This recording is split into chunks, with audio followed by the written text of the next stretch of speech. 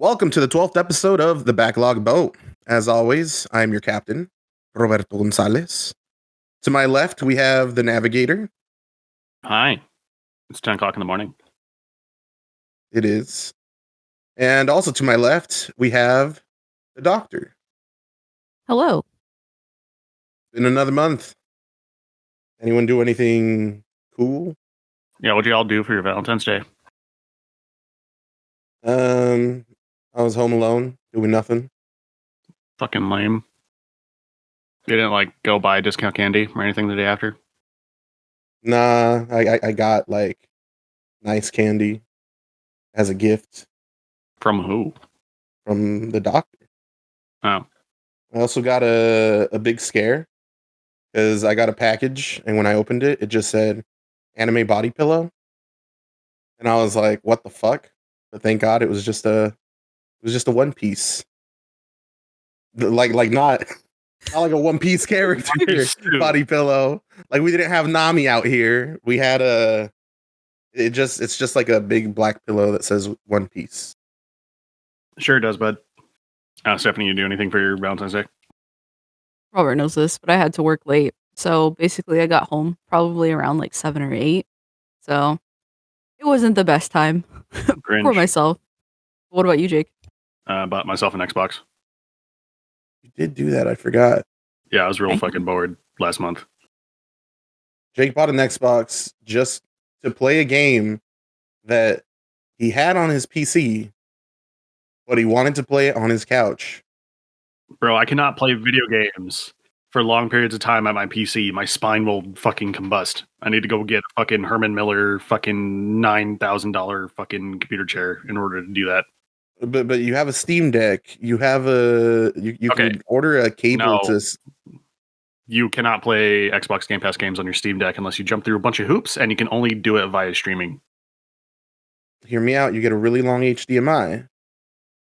That would give you a fuck ton of lag, bud. What I'm saying is, I don't think I would have jumped to. Yeah, let me just go buy an Xbox. Why? It seemed like the easiest solution, and what's the point of going to school if you can't spend your money in stupid ways? I guess that's fair. So you're back in school? I am not back in school. I am considering going back to school. Oh, you mean what's the point of having gone to school if you don't? Yes, what is the point of fucking grinding it out in college for 8 years not to fucking have disposable income? I don't know. Some people like their careers. Who? Stephanie, do you like your career? I mean, yes, but do I like my job? That's kind of up in the air right now. Yeah, okay, same boat. So, semantics. Programming's cool and all, but yeah, going into work actively makes me want to fucking French kiss a fucking power socket, bro. Okay, so our Valentine's sucked. Mine was pretty good. But at least you got an Xbox, so that's cool, I guess. I had a good time. Fuck you. I'm confused though. Maybe we don't have to bring this up on the podcast, but Jake, aren't you? Isn't there? What? Oh, yes. You mean a 4+ year relationship that decomposted literally 2 days after the last podcast? Oh, we can just totally edit this out. Damn. Nah, broke up with my girlfriend for Valentine's Day. That's what we did. Got an Xbox though. I feel like yes, but I got an Xbox though. I love this for me. I'm glad I asked this. Here we are. It's okay because I wasn't telling Robert for a month to save it as a bit on the podcast, and then he asked me, and I was like, "Well, I'm not going to lie about it." So now he just ruined the bit. Well, in my defense, I think because you came over and then you said something about Valentine's Day, or no, it's because it was her birthday. Wait. Her birthday was coming up, and I was like, "So what are you doing for the birthday?" And then yeah, and I was like, "Jack shit, buddy. And you're like, you still together?" And I was like, "No." You're like, "Oh." Oh my! So wait a minute. You're telling me right now, if Robert didn't ask that, then you wouldn't have never told him? No, I would have told him on the podcast for a bit. I had a very funny bit lined up. I was literally making a list of jokes, but he ruined it. He ruined the surprise. I ruined it. Is this a surprise? Or is this a surprise? Well, I guess it is, but I mean... considering Robert's been around for the entirety of the relationship, probably not much of a surprise to him, to be honest. No comment. Well, Valentine's Day was just one day out of the month. Is there anything cool anyone else did? I actually did a whole bunch of shit this month, but I'll let other people go first.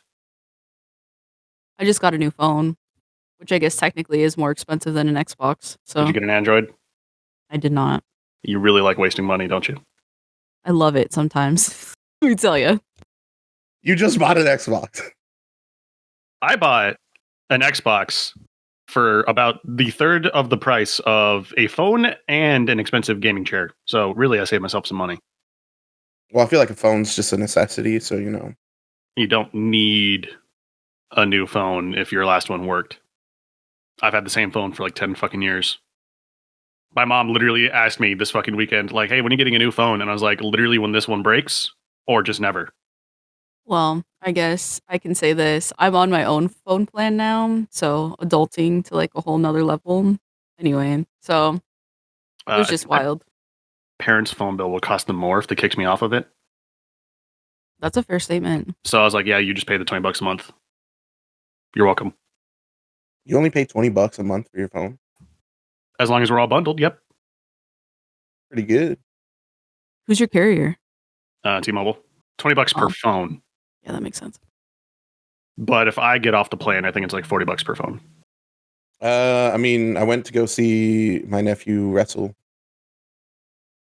That was cool. Yeah, how was that? A lot longer than I thought. I didn't realize just how long those events were, but it was cool. Like 3 hours minimum. Well, I didn't know that everyone had like their first match, and then everyone had their second match, and then everyone had their third match. Because you would think that a more timely way to schedule that would be, ages 5, 6, 7 are going to go at this time, and they'll do all their matches. Ages 7 and 8 will go at this time. Ages 9 and 10 will go at this time. And that way, everyone's only there for, their bit of time. But instead it was, you have to watch everyone in every group do their first one, then their second ones, then their third ones. And it's a whole day thing. Oh, dude, I didn't know that's how they did that. Like, when you were explaining it, I was like, wait a minute. It doesn't sound like it would take that long, but now I understand. Like, oh my God. Yeah. Well, it's because it's not a school thing, it's a club thing. I mean, that's kind of the way judo works, last I checked. So those are usually all-day events if you go to a tournament. So then you have to see, everybody before, you get to... Well, I guess is it in age range? Okay. Yeah, it's age range, and then there's weight classes in each age range. Is that the same with judo? Don't really know because I haven't been to a competition, but from what I understand, they do typically have age groups, though. It is one of the most heartbreaking things to see because every single time a kid lost, they were bawling their eyes out. And a lot of kids lost. Wait, did your nephew cry? He did. Was he a little bitch about it? Did he lose? No, he didn't. You could tell he wanted to cry when he lost his first one, but he didn't. And then when he lost his third one, I think yeah. It's okay. When I lost my first gaming tournament, I cried. Definitely the same thing. I was also 13. So you said you did a bunch of stuff, though? Yeah, my sister came down, and we did a bunch of shit.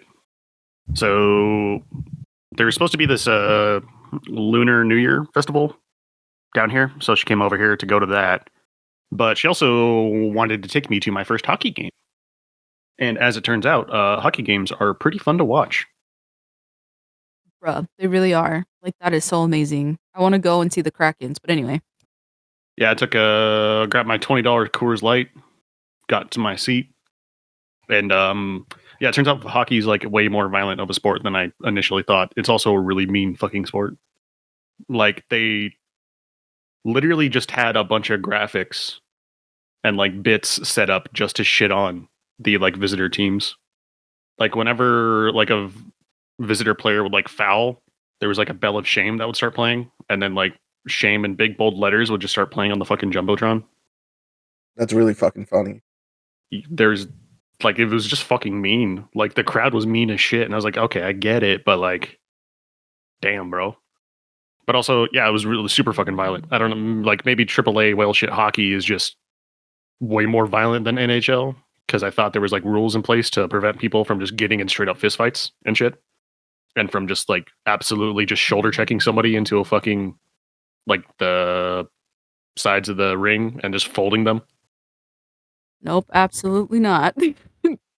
Like yeah, I guess like during a face off, one of the like visitors like he tripped a dude with a hockey stick and like tripped him so bad the dude fucked up his knee and had to get pulled off the ice. So like while the ref wasn't looking, a dude on the home team just sucker punched that fucking guy and then just started beating the shit out of him.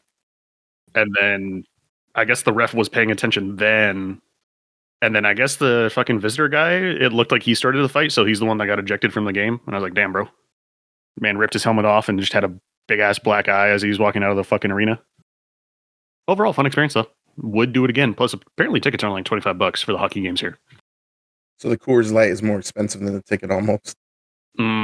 Just about, buddy. I didn't even know there was like an open bar there. I'm a fucking idiot. I should have looked around more. I was just like, whatever. I'll buy Coors Light. $20. Here you go. And then like I get closer and closer to my seat and see that there's just like an actual fucking bar in the stadium. And I was like, God fucking damn it. Okay, but you said open bar. There's no way it's an open bar, right? Okay, not open bar. I'm at like open area with a bar in it. Okay, I was like, bro, $25 and an open bar and violence? Dude, there was like some of those fans were fucking mean. Also, they fucking hate refs in hockey, I guess. Like they hate them so bad they know them by name. And like whenever the fucking referees, I guess, are skating out onto the ice, it's just a fucking sea of booze. And I'm like, wow, you guys must love your fucking job. All right, so I have a story that kind of ties to this. So I don't even know if Robert knows this, but when I was at Eastern, I did like a whole bunch of different jobs just to make money. Because again, right, you have to survive. And I was actually one of the like scorekeepers for the hockey games there.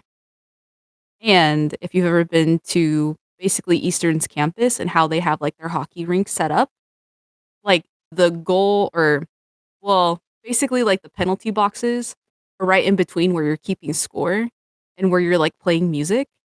And so literally, like I would be like switching songs, adding the freaking scores or whatever, and you would just like see these two dudes. Because again, right, they have to like separate them and take them out. They like take them both out of the game and they just fucking yell at one another. And like also too, there have been times where they're just like basically trying to get out of the penalty box to go into the other person's penalty box. And it's just like a fucking wild thing. And I was like, well, this is how I'm making money right now. This is great. So I don't know. Like I thought so, like most sports were pretty cordial and proud, but like hockey is just like, bro, they're just ready to throw down, bro. It's just boxing. It's just boxing on ice skates. Pretty metal, bro. It was a pretty fun time. But yeah, then after that, my sister and I went clubbing around here and saw the club and bar scene, which is something I have not done yet. As it turns out, I am too fucking old to go clubbing. Holy shit. I want to hear this. So how was it? Like, was it amazing? No, so like we went to like that like strip, it's like Fast Eddie's, Barachos, Yeah. the Globe, that whole thing. Yeah, we basically just hopped around there. And turns out I do not like real bars because I am a little bitch and I like having a cocktail menu. But I did not want to drink beer because it is very hard to dance when you feel full off of beer. So I was just drinking like the shittiest mixed drinks I've ever had in my life. Like got a really bad rum and coke at one bar, and then eventually we headed over to the club. And then I was like, hey man, can I get a Moscow Mule? And he's like, yeah, sure, no problem. And then he just takes like an open can of ginger beer and then like vodka and then literally just 50-50s it and hands it to me. And he's like, that'll be $20. And I was like, all right, appreciate it. And then somebody passed out on the dance floor, I guess. I don't really know what happened. I don't know if they were too drunk or they just got hit in the face or just like died. But yeah, an ambulance came, so that was fun. That was interesting. That was an experience. And then we chilled out at this little whiskey bar downtown that I like, mainly because it's small and quiet-ish compared to everywhere else, and I can just vibe there. And then, yeah, we wrapped out the night at a different bar that had a Latin DJ, so my sister finally had music to vibe to, because she was just bitching about the music in the other club the entire time. Because it was all, like, pop remixes of, like, 80 songs and shit, and she's like, I can't stand this fucking music. I feel like that's a specific type of music right there. No, there was just like a bunch of remixes of like 80s, 90s, and 2000 songs. So like fucking, I don't know, put dubstep to What Is Love or some shit. And that's basically the vibe. Sounds like a time. Yeah, it was bad, but like after all the drinking and all the dancing, I was like, at the end of the night, they're like, final call. And I was like, bro, just give me a beer, please. Just give me a fucking beer. I can't take this liquor shit anymore. And turns out Kona on tap, best beer I've ever had in my fucking life. After you had all these mixed drinks, I feel like maybe after the shittiest fucking rum and coke I've ever had in my life and the shittiest Moscow Mule I've ever had in my fucking life. Yeah, it was pretty good. But yeah, clubbing, never do it again. Give it like a 7 out of 10. Yeah, no, I had to, like when I did DoorDash and Uber Eats, I had to go down that strip because a lot of people, for some reason, want bar food delivered. Just going into those places was such a fucking nightmare. Yeah, that sounds about right, to be honest. I know, dude, towards the end of the night, like, I was like, fuck it, bro. I'll ask somebody to dance. And I saw this girl dancing by herself, and I was like, oh, hey, do you need a dance partner? And then she's like, my boyfriend's in the bathroom. And I was like, all right, have a nice day. Bye. It's like, all right. But you asked somebody to dance. I mean, I got Riz, bro. I just don't have enough Riz. For the club or just like in general? In general. Give myself like a milk toast out of 10. But yeah, that was the bar scene. And then the next day we went to that Lunar Festival and it sucked ass. What? Really? Like it was fucking dog shit. It was basically like a combination of like a farmer's market. And have you ever been to the Yakima State Fair? Yeah. Yes. So imagine all the stalls in the Yakima like Sundome, but only the boring ones. So like fucking insurance and the fucking Republican Party of fucking Spokane and fucking Make-A-Wish. The Lunar Festival? Shit. Yeah, no, there was like a couple of stalls that were like, hey, learn about our country or whatever, and they'll hand you a pamphlet or whatever. Like, is there an army recruitment one? I think there was. Want to play Fortnite, but IRL? Pretty much. There was like a fucking European Renaissance club, and there was just a bunch of dudes dressed up as pirates there, and I was like, you know, I was expecting the Lunar Festival to be very different. I was basically expecting like a Japanese summer festival from like Persona 4, where you just run around, grab a bunch of food, maybe win a goldfish, appropriate other cultures and wear yukata around or something. But I was sorely mistaken. It was a bunch of white people trying to sell you shit. For the most part, I said there was like a couple stalls. Like there was like, hey, do you want to learn about Taiwanese calligraphy? Or That hey, sounds do you want to cool. learn about the history of Korea? Here, read this pamphlet. Brienne just corrects them on everything. I was pissing her off because like it was just a bunch of white people doing calligraphy, and I was just like, well, Brian, who else is going to go to school for fucking calligraphy? Like, I don't know what to tell you.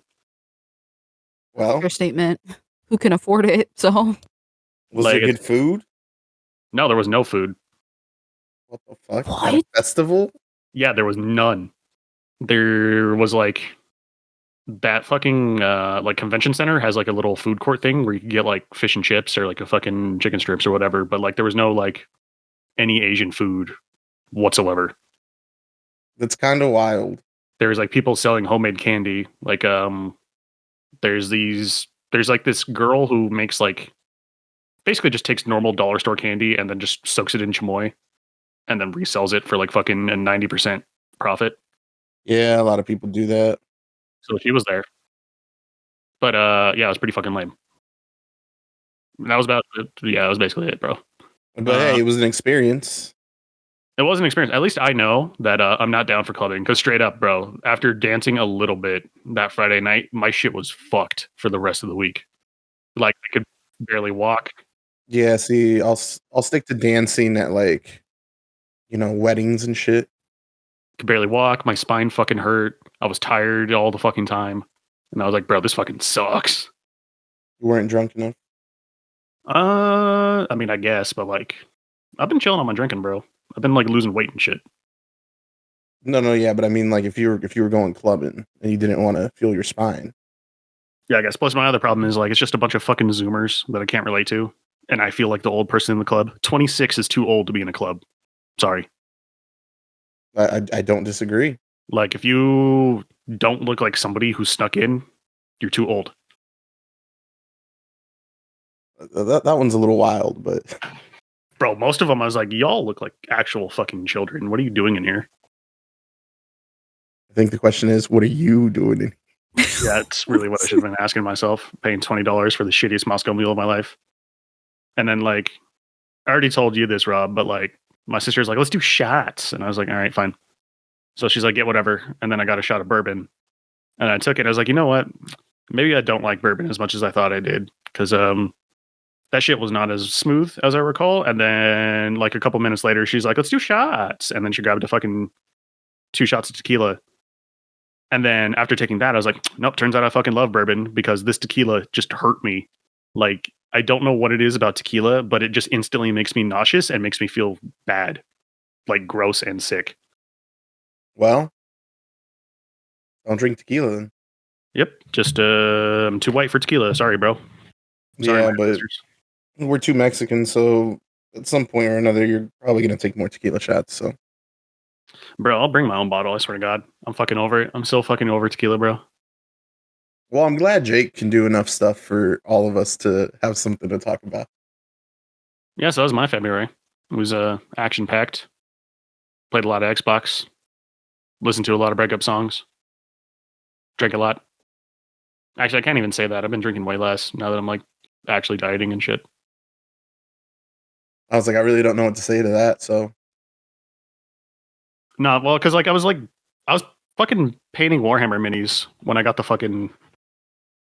when the breakup was happening, and I was listening to like music on my fucking TV, and then like fucking Chamber of Reflection by Mac DeMarco starts playing, and I was like, all right, bro, you need to fucking calm down, and then skip that shit. And then The Last Thing She Sent Me by Sewer Slut starts playing.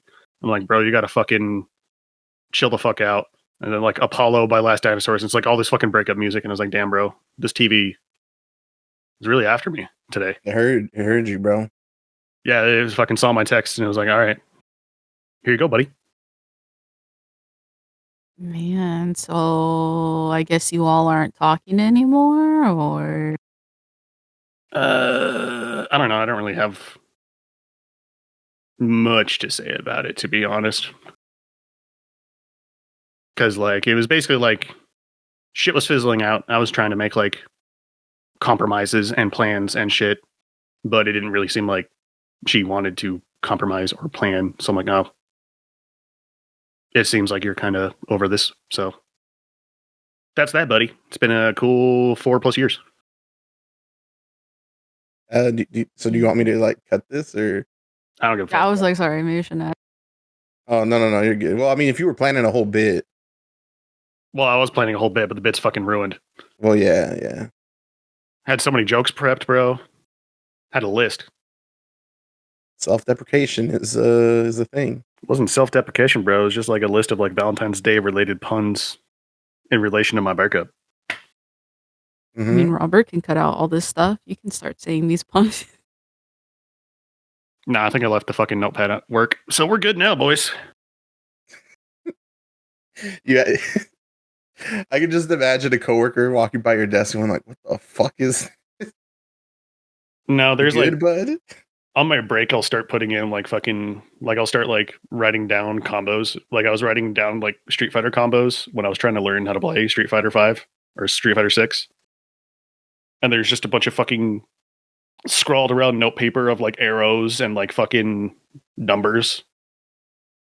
Yeah, if you don't know, then like I don't know what I would think that was. Probably an engineering thing. I don't fucking know. Okay, maybe I'm confused, but like if I just see all of these combos and then I see all of these like breakup puns, I'd be like, someone's gonna get like the biggest ass whooping of their life. Like I don't even know what's happening. We gotta pull this guy into HR real quick. But yeah, that was my month, bud. February, what a month. So we jumping in on this thing? On what? Video games? Yeah. Well, yeah, do it. What else you want to talk about? You want to keep talking about my breakup or how you didn't do anything for February? Or all right. You know, I played a lot of games, like a real gamer. I played a little game called Shipwrecked 64. This is one of those, new games that someone makes to look like an old game. And it has a little... So it's got an ARG behind it. Supposedly, this is a game that they made, and then the company, for whatever reason, decided to trash this game and get rid of it. But someone somewhere found a copy, and they uploaded it, and then they also fixed some of the glitches and updated that. And so there's two versions of the game. There's like the supposed original, and then there's the one where they fixed the glitches. And I think you have to play the fixed one first in order to unlock the original one. It's a happy little game about you and your animal friends getting shipwrecked on an island, and you got to go get them all so that you guys can leave. Except there's a volcano on that island, and everyone around is kind of going like, "Hey, you should probably get out of here." It's a lot of what's the word? What's the word for that thing that all games had to have in the 2000s? Tits and ass. Platforming. Oh, Jesus Christ. You played fucking Fallout Brotherhood of Steel, you know. No, this is like polygons. Like it's like a 64 game. It looks like a shitty Mario. I mean, but platformers are good. As you keep playing, things start to get a little sinister. Well, shocker. And it also has these super creepy like cutscenes, because it's some of the cutscenes are like live action, and it's people wearing like Chuck E. Cheese style costumes, but they look really fucking creepy. It's a quick game. It's fun to just run around. There's one platforming segment that you have a timer for, and you gotta like beat it quickly, and I never did. I didn't get any good endings. I only got bad endings. I don't know. Do you guys ever play games like this? Fucking D-makes and shit, yeah. Yeah. Stephanie, have you played any of those? I think so. It's not a good one, but it's not a bad one. Like, it's... Really selling me on this, bud. Well, I mean, like I said, I wouldn't recommend someone like I wouldn't just recommend this game to someone, be like, oh, hey, you should play this, unless they like really like these type of games. And even then, it's like, it's got some bits that I think they probably scare the shit out of you, Jake. So you probably wouldn't play. Like, you'd get to a point and then you just like leave the screen and walk away, or stand there frozen. Yeah, probably. Glad I played it, but it's also not a game that's hard. So in order to see a lot of the scary stuff, I had to purposely fail. Like, there's a segment where you're trying to get all the parts for your ship and gather them in one area, and there's this creepy looking bunny thing walking towards you from far away. And I was like, because there's a sprint button, but I literally was just walking to get the parts, and just walking, not sprinting, the bunny never caught up to me. Like you're able to just juke it. And I was like, And most of the segments are like that. Like another one of the scare things is you're walking around, you have to like hit a bunch of levers to open doors to get to where you need to go. But if the power ever goes out, if it gets really dark, you're supposed to immediately stop and not move, or else something bad will happen. And some of that platforming is you're like ping ponging up a wall, like that's how you get up. And so you would think, oh, okay, if the lights ever turn off while I'm ping ponging up the wall, that's scary because like if I'm halfway up this thing, I can't just stop and the thing's gonna get me. No, like if you just let everything go and just slide down when you're there, it doesn't consider that movement. It only considers it movement if you're actually moving, like the keys. So there were a lot of moments where I was like, you guys have something here, but like a little kid could just beat this. I mean, it doesn't really sound like this is the kind of game that needs to be hard. No, but like, I guess I'll put it to you this way, Jake. You could play this and never see anything scary. And I know you wouldn't because you like avoid that shit. I've seen you play scary games. I'll be like, oh, he's about to get this jump scare. And then you'll like be staring at a wall, walking slowly, turned around. And in this game, you don't even have to do that. You just have to not trigger the things. And you know Look, man, you want challenging horror games? Go fucking play Five Nights at Freddy's fan games. Plus, we still got to beat Chips and Sons because that game fucked. Yeah. It was fun. I played it for I think 2-3 hours one night, and just headset, dark room. If you're interested, just watch a video though. Don't bother with the actual game. So it ain't no scroll stapler. Definitely not. That's one of my first little games that I played. Stephanie, did you play anything this month? I did. I guess, how much did you all play? How many games? I played 2 games because I was weirdly busy this month. Okay, this makes more sense. Okay, yeah. So I had started Kingdom Hearts 3. And so I don't know. It's wild. So technically I got through like the Olympus one because that's how you start the game off, and then I'm in Toy Story right now. Yep. And yeah, they just do a lot with this game. Some of the stuff is really cool, but I'm just like, there's like hella going on all at once. But it's just really good nostalgia to be like, oh my gosh, this is amazing. So, really good vibes. And I didn't mind Kingdom Hearts, but yeah, it does feel like they're trying to just like cram as much bullshit in as I can.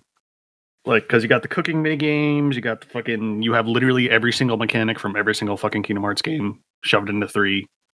You got like the ship sections that are weirdly more like bigger than they needed to be. Like, it didn't need to be, hey, actually go around in open space, physically driving from planet to planet rather than it being a rail shooter. Yeah, that's definitely really true. And there's like just a whole lot. The fucking app phone games or whatever that Sora has on his fucking iPhone. So as someone who has only played 1 and like half of Chain of Memories, where do we go? Like what's happening? The plot of Kingdom Hearts is literally undescribable by the time you get to 3. You literally just have to play all the games to get it. Like is Kyrie back? Are we is the group together? Why don't you play 2, buddy, and figure it out? That's a really good point. Also, too, I had like told Robert this, but I didn't know Kyrie had her own fucking DLC. So I was just like, "Are you kidding me? Like, there's even more." Still haven't played that DLC, but it's apparently integral to the next Kingdom Hearts game that's going to come out, which is about right. So, well, I do have that downloaded, and it was also not a huge download, but I was just surprised because I was like, I wonder, like, where do you even start off with your DLC? But anyway, so that was I heard it's like after 3. It's like a epilogue to 3. Is it injected into the game, or is it like its own game? It's its own thing. I guess. Like, can you get to it from the game? Like, kind of in The Last of Us? Is that what you're talking about? Or Oh no! I meant like, yeah, I guess kind of. If you're talking about the DLC in The Last of Us, I meant like, is it its own? Like, you can load straight into it. You don't have to like get to a certain part of Kingdom Hearts 3 and then play the DLC through that. oh yeah, I'm pretty sure you can play at any time. And I guess also too, this came out for like the PS4. So also too, everything that I had on the PS4 just transferred over to the PS5, which was really cool. So I was like, this is great. It took a really long time to kind of get all that save data, but it was pretty cool. But yeah, you can start playing it first if you really wanted to. Not to say that I would, but you could. Yeah, I definitely wouldn't do that considering it's literally just the sequel to Huge 3. Spoiler. Just another fucking Kingdom Hearts game, but a DLC. See, it's crazy. It's crazy how many things are able to be in Kingdom Hearts. Well, I mean, that's kind of the problem, is like, my biggest beef with Kingdom Hearts 3 is like, the Disney Wonder shit. Yeah, it's cool and all, but like, I don't give a fuck by the time I hit Kingdom Hearts 3. Like, I just want them to wrap up all the Final Fantasy bullshit Kingdom Hearts was setting up. I don't want to go see Big Hero 6. I don't want to fucking go to Toy Story Is Big Land. Hero 6 in it? Yes. That's crazy. I don't want to run into fucking Frozen Land. I just want to fucking figure out what's happening with fucking Riku and Sora and fucking all the fucking other goobers and side characters in fucking Kingdom Hearts 3 that have unfinished stories. So, what do you guys think Kingdom Hearts 4 is going to be like? Well, I don't fucking know because I'm still like in the beginning of 3, and then I also like I can just remember when I had got done playing like the first game, and I was like, okay, like what can they possibly do next? And then I was like, all right, then 2 was like way fucking different than what I had imagined. So could I even try to guess? I don't think so. But what I will say is that like I did see a video like comparing like 1 to 3, right? And obviously there's like a huge fucking time difference when both of those games came out. But like just everything in that game does look nicer. And everything is like a little bit cooler. And I totally get Jake with wanting to like go to the main story, but I still liked all of the like Disney elements of it. I wish that they would have kept some of the like reoccurring ones that they had in 1 and 2, and even in the side ones as well, like Dream Drop Distance, but it is what it is. But I guess I didn't answer that question, so I'll let Jake do that. I kind of know where it's going, and as I said, the problem is where I want it to go is I want it to basically like I want all the Disney shit to take a back seat, and all the insane dumbass Final Fantasy shit to be in the forefront. But it's literally never been like that. Like it's always fucking Disney shit up front because this is what'll sell to kids, and then the fucking you get drip fed the interesting Final Fantasy shit. Well, I mean, this franchise has been here for a hot minute, and there's just like way too many IP now at Disney. So, you guys think that Kingdom Hearts 4 might be geared towards a more mature audience? Like they might tone down on Disney and up the No, the Final current Fantasy? rumors that they're adding Star Wars, so I doubt it. Well, even Star Wars, I would say, is more mature than Disney, I guess. I disagree, buddy. Like what I'm saying is like, what are you gonna have Sora do? Like change Darth Vader's heart? Honestly, probably. Like people die in the Star Wars universe. I don't think anybody dies in the Kingdom Hearts universe. What do they call it when somebody dies? Their heart is lost. See, I've actually seen a video on this where they clipped a bunch of things because they refused to use the word like die or whatever. Die or murder or kill. Yeah, so it's always like he suffered a terrible fate or something. I don't know. I still got to catch up on the Kingdom Hearts verse. I will tell you, Stephanie, that that Toy Story level is one of my favorites. Yeah, I was about to say horrifying vibes. Horrifying. Oh yeah, there's like a horror segment in the Toy Story Land for no fucking good reason. There's always a good reason to have a horror section. I'm like thinking about this. I'm like, is there? And I was like, I know that you get to like be a huge mecha. It? No, I haven't finished it yet. Is it at the end then? Yes. Oh, okay. I'm excited now, even though Kingdom Hearts 3 is 5 years from now for me. Dude. Japan really likes their fucking haunted dolls, bro. See, I'm just picturing that freaking game you played where you're Woody, basically. I have no fucking idea what you're talking about, buddy. No, I was like, is that an innuendo? Like, what's happening? No, the doll with the huge ass. Oh shit, fucking Illbleed. Illbleed, yeah. Yes, it is 100% actually just a fucking reference to Illbleed. I mean, I don't think it's a reference, but I'm just saying that's what I pictured when you said horrifying. Stephanie, you're primed and ready. I was like, I'm sorry, in Toy Story, is there going to be like dolls with like huge asses then? Is that what you're telling me, Jay? Eddie and Buzz are fine. It ain't Little Bo Peep anymore. My God. I don't know. Let me know how that goes, because I think the game is at its best towards the end of the game. But that's probably just because every single fucking Kingdom Hearts game just does the here's all the Final Fantasy bullshit in the last like fucking 5 hours of the video game. Have fun. All right. I'll keep you and our 12 subscribers updated. All right. That was Kingdom Hearts 3. Jake, what do you got? Stephanie, what do you know about the certainty of steel? I don't think I know a whole lot at all. What do you know about the weakness of flesh? I'm sorry. What do you know about your squishy organy bits disgusting you and replacing them with cooler, better, holier bits? When you say holier, just like All right, so I've had this game on backlog a long time, and I still didn't beat it because I'm a fucking idiot. But I like a little hobby called Warhammer, which is a lot of things. It is miniature building, miniature painting, book reading, game playing, like tabletop game playing, and additionally, there's a shit ton of Warhammer video games. And there's one called Mechanicus about my favorite faction in the Warhammer universe.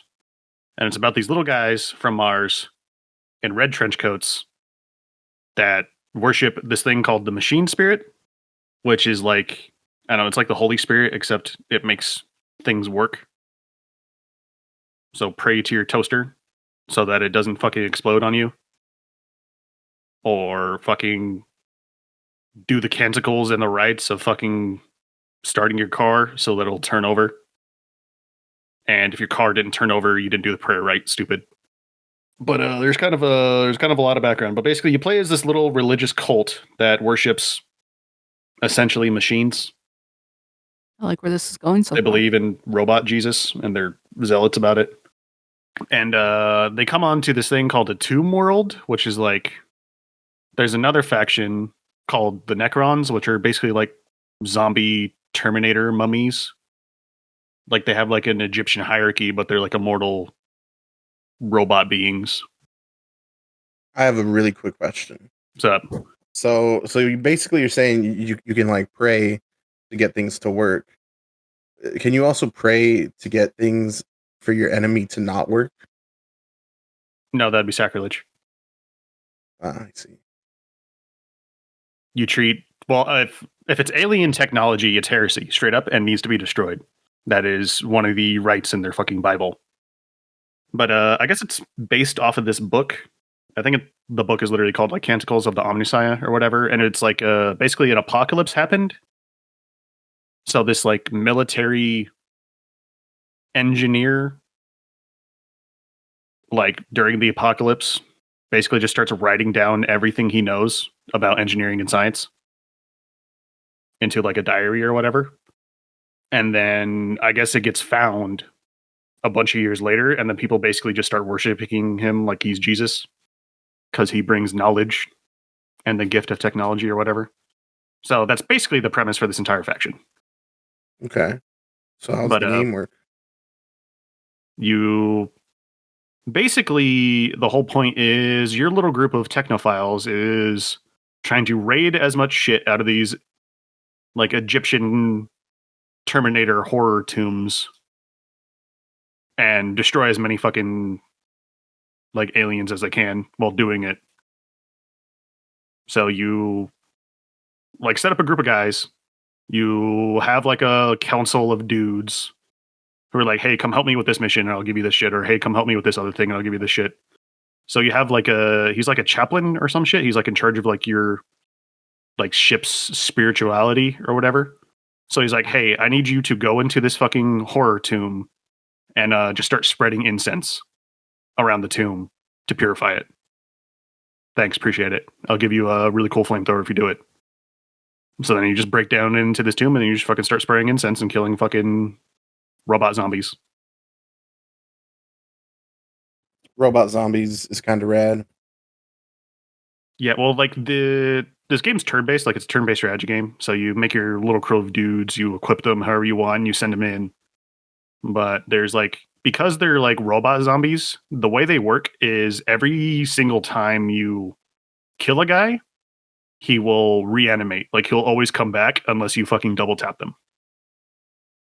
So you have to like do this weird game of logistics where you're like, you got to make the call of, do I kill this guy so that they don't have an extra gun? Or do I finish this fucking downed enemy so that he doesn't come back? So you're making all these like micro decisions gameplay wise and trying to prioritize targets. But yeah, if you got a little XCOM bone in your body, it's basically that, but way simpler. Too much strategy for me. I can't make decisions. I know, bro. As I said, I think it's way easier than fucking XCOM. Because you can't miss. There's no missing in this fucking game. If you can see a guy, you can hit him. Well, isn't that's kind of the fun part of XCOM, though? The only thing having a shotgun right next to someone's face and then miss. The only variable is how much damage your weapon does. So if it does like 3 to 5 damage, yeah, your damage isn't guaranteed. So like, but also enemies don't miss either unless you specifically have perks or equipment that give them a chance to miss. So I don't know. You're basically playing a little game of chess. Like you know what they're likely going to do, and you kind of need to navigate around it. But the coolest part about this game is the soundtrack is an absolute fucking banger. Like it's like Catholic hymns and organ music mixed with like dubstep. Oh, see, I thought you were gonna say metal. No, it's like industrial dubstep and fucking organ music, and it fucking rules. Like it really fucking sets the tone of this like fucking hyper-religious organization that's obsessed with technology. Like a lot of the missions are silly. Some of them are pretty practical. Like there's one chick that's like, hey, these robot zombies are ripping our fucking soldiers' flesh off and then wearing it, and it's kind of hurting morale. So can we just like take care of that? Can we just go wipe those guys out? Appreciate it. And there's another one where like the fucking religious leader of your ship is like, hey, I need you to like go install fucking subwoofers into the tombs so that we can just fucking blast prayers at the enemy 24/7. Thanks. I mean, I'll check it out just to hear this music. I'm pretty sure I've shown you the soundtrack before. It's fucking good. I feel like we need a link, and we need to have that under podcast video. And the actual links, yeah. We'll link this fucking music. I mean, just play the fucking music while I'm talking about it, bro. Yeah. But yeah, fun little game, fun little turn-based strategy game. It's got rogue-like elements to it. Like your guys can permanently die if you have that shit on. Like it's actually got a bunch of difficulty settings. So if you want to turn permadeath on or off, if you want to turn on like auto saving on or off, if you want to remove the ability to save, if you're going for like a challenge run. So you can make it as hard as you want to. Yeah, pretty much. Because like it's not, once you get it, it's not that hard, especially once you know how to set up your guys. Because your guys have little skill trees, so you can build them however you want. So like a lot of the objectives require somebody to physically run up to a console and press a button. So I have a dude who is really good at melee, and can run really far distances just so I can have him run around, punch people in the face, and then press buttons as he's punching people. And then I have another dude who is basically just a sniper that can just like cover him from the back line. Have another dude that he's like a hybrid of the melee dude who can move very far, but he's more focused on healing, so I can just heal my guys. Can you design your guys like we do in XCOM? No, but you can paint them. Like you can pick their like paint scheme, basically. Do these actually look like minis? They kind of do. Like the models aren't super detailed, but they do look pretty identical to the minis. Same with the Necrons. But I mean, like, do they like move? Like, do they have animation or no? They have. They're like actual guys. They have animation. Oh, okay. All right, because I was like that's neat if they actually look like minis and they just move like. No, there's like a weird mission where like one of the like you run into a tomb and it's just like it's a Warhammer setup on like a table, and your characters don't know what to do about it, so they just blow it away. Like someone was playing Warhammer in the Warhammer. Somebody was playing Warhammer with them and fucking Necrons, so they just put a bunch of fucking C4 charges on the fucking table and leave. I guess. But yeah, I love the little Adeptus Mechanicus, which is what that faction's called. They're cute little robot boys and cyborg girls that lop all their shit off and replace them with robot parts because it's holy and because flesh is weak. There's also like a bunch of weird horror shit about this faction that you pick up on.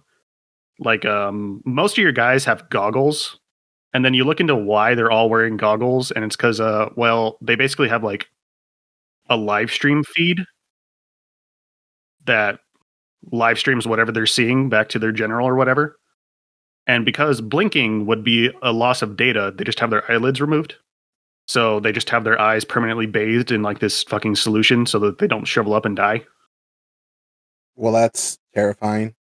Yeah, and you have there's these things called servitors, which are because in the Warhammer universe, AI is illegal, like it's a crime and it's heresy.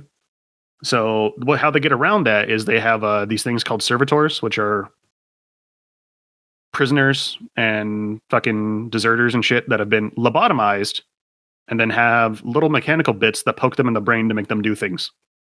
Dude. It's AI with extra steps. Oh my gosh. Well, no, because it's flesh. So therefore... Well, yes, but you're controlling the flesh and you're telling the flesh to AI. Yeah, but see, you understand how the flesh part works, so it's not actually AI heresy, bro.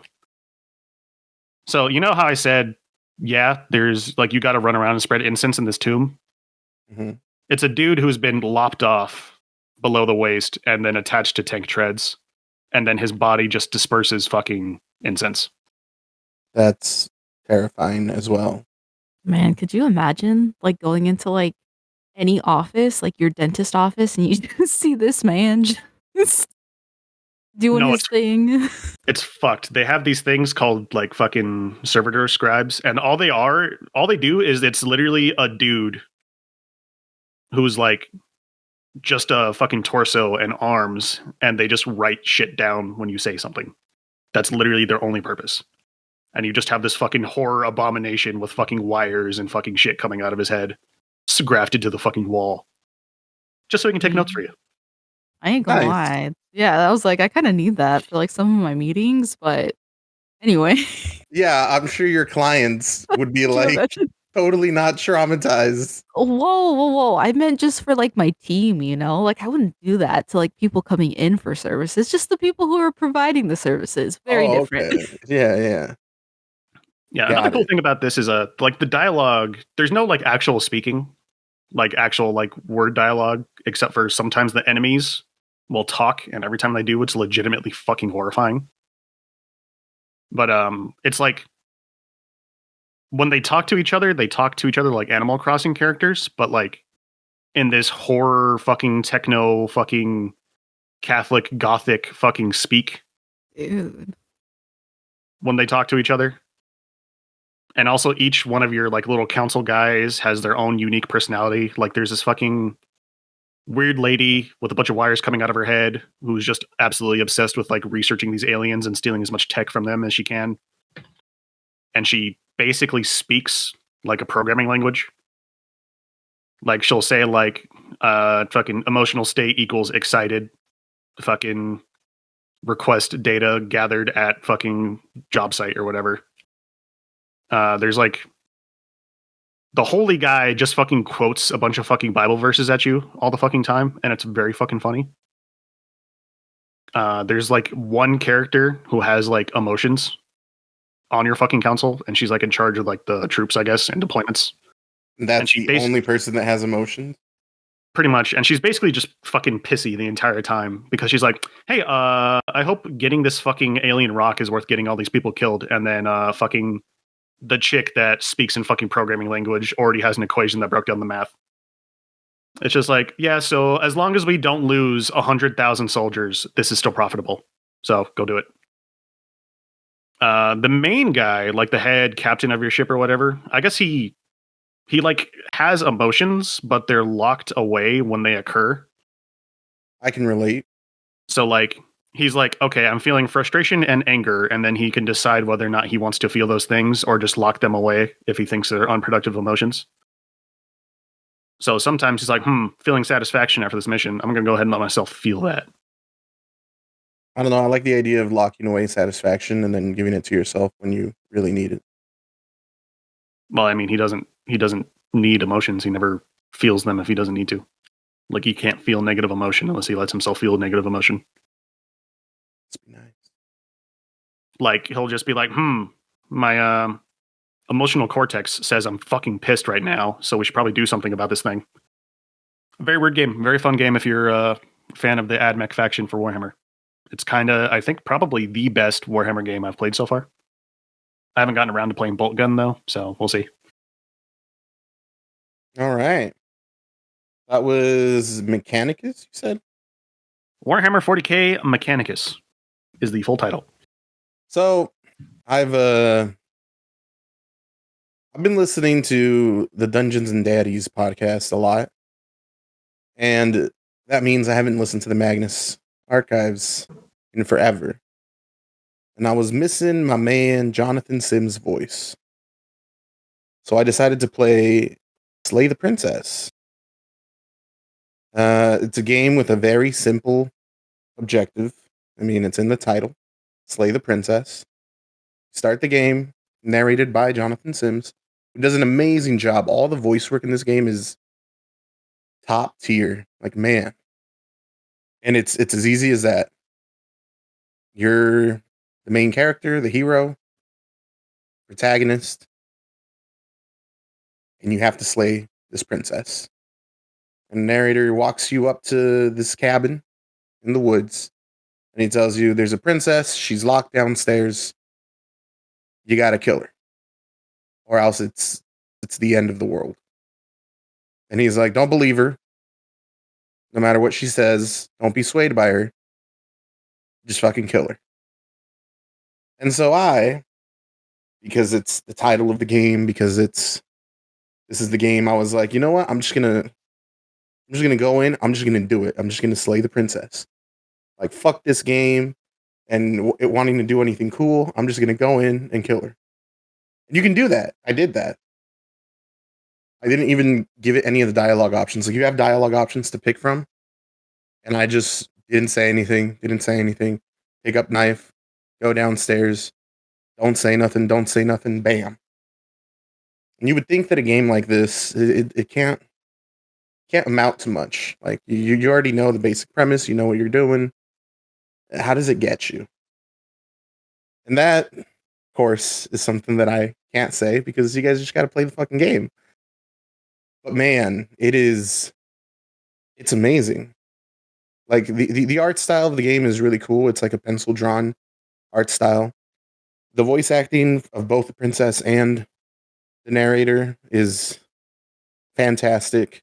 And the story's actually good. Like this is a game that you can try and break, and it knows that you're going to try and break it, and it has planned for that. Have you guys heard anything about this game? Well, it was on my list, but no longer. You can still play games, Jake. Well, yeah, but like, I'll probably have to wait till the end of the year. I just looked up. Oh, you just it seemed like it's basically just a choose your own adventure visual novel, from what I've gathered. Yeah. What a good one.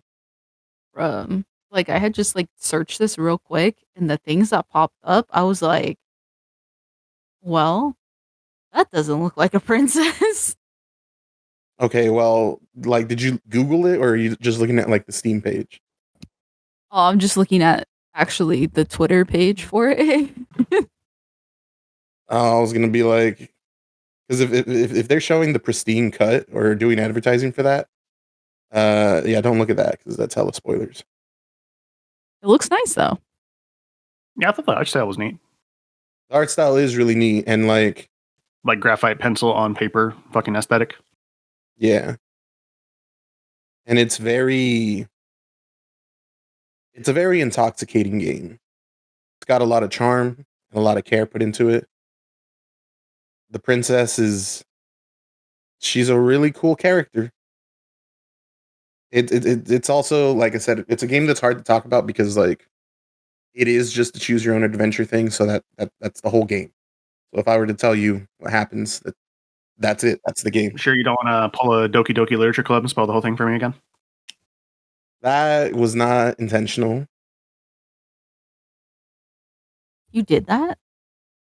When the game he first downloaded dropped, it, and then we were in a Discord call, and I was doing something, and he literally just kept playing the whole way through while I was in the Discord call, telling me exactly everything that's happening. Let's be real. It was Skype, I think. I don't think Discord was out yet. I'm not sure. I'm pretty sure it was a Discord call. But yeah, definitely recommend Slay the Princess. It's a really fun game. Like, I don't know if it's on the Switch. If it is, Stephanie, I'd definitely pick it up. I don't think it is, but I mean, in another life here soon. It also shouldn't take up too much processing power. You should be able to play it on like your laptop or your Mac. You can just stop wasting money and buy a better computer. You can do that too.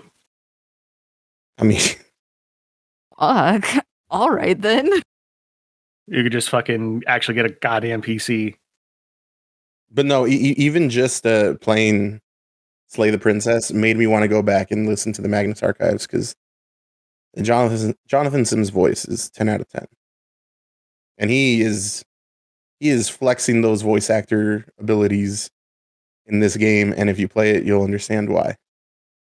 But that's Slay the Princess, 10 out of 10. Highly recommend anyone pick it up.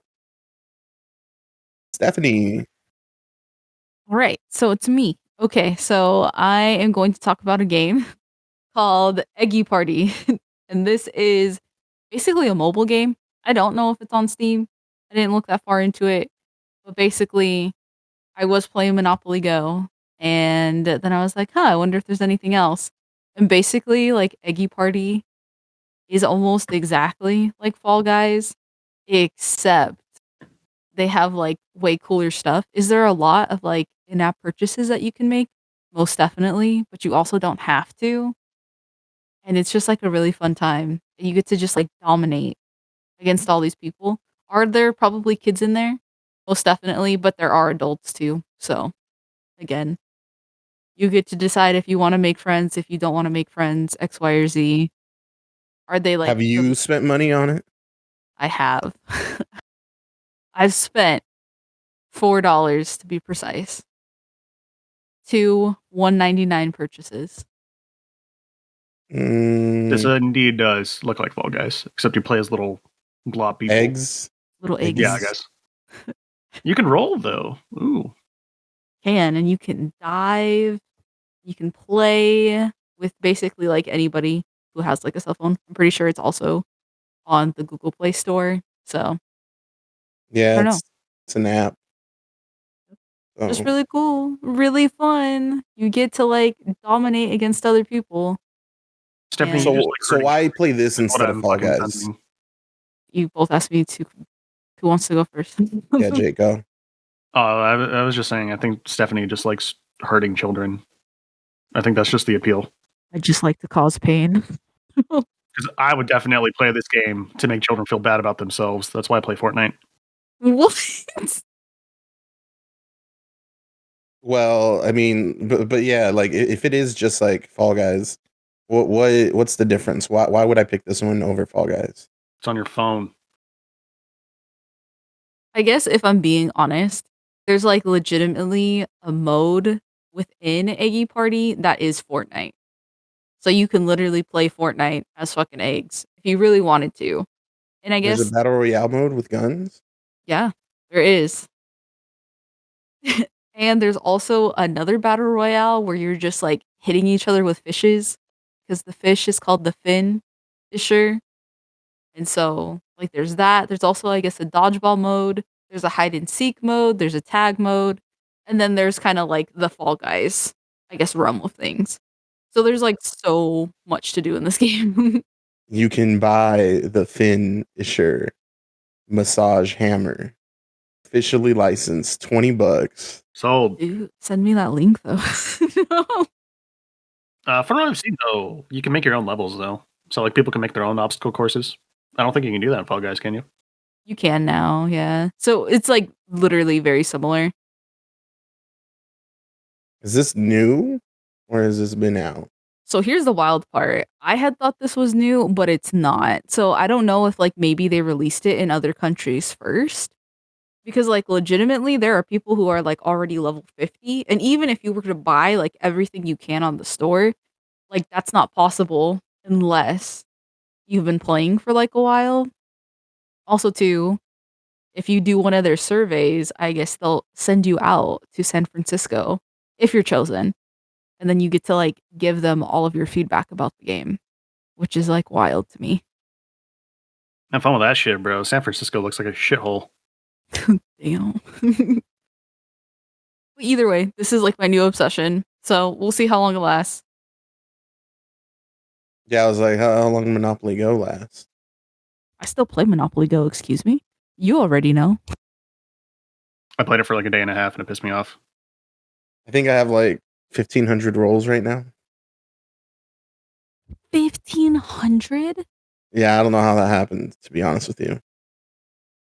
I played it for a day, got my shit rocked, ran out of rolls, and then I'm just like, oh, I literally just can't play the game anymore. Fuck this game. Sometimes it do be that way. Yeah, we kind of messed up Jake's experience with that, but that's okay. Who needs apps? They all run like shit on my phone anyway because it's like 10 years old. The only one that runs well is RuneScape, and that's the only one I need to run well. My phone does get very hot while I'm playing RuneScape, though. Yeah, same actually. All right. With Eggy Party, it won't. I don't believe that. It's the truth. Just shilling that Eggy Party. Gonna fucking melt my phone in half, bro. It's just gonna turn into liquid in my hands. And then you'll have to get a new phone. Now it's really an Eggy Party in here. Dude. All right. That was Eggy Party, and I guess it's Jake's turn. What do you got? Same thing you probably got, bitch. You know what it is. You know what we're talking about. Oh, yeah. Get ready for the next battle. Tekken 8! New challenger! It's fucking Tekken time, baby. It's Tekken time. Started off last year with Tekken. Starting off this year with Tekken. Tekken's back, baby. Tekken's back and it's better than ever. It really fucking is. Stephanie, you should get Tekken. Stop being a loser and hop in on this Tekken shit. It's true. And then I heard like how you all like play together, and I was like, oh, maybe not. June's back, bud. She's back. She is. Your man's back. You don't have an excuse. I mean,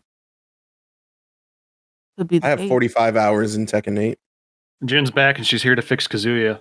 Yeah, I have like 5. I've been playing fucking Tekken.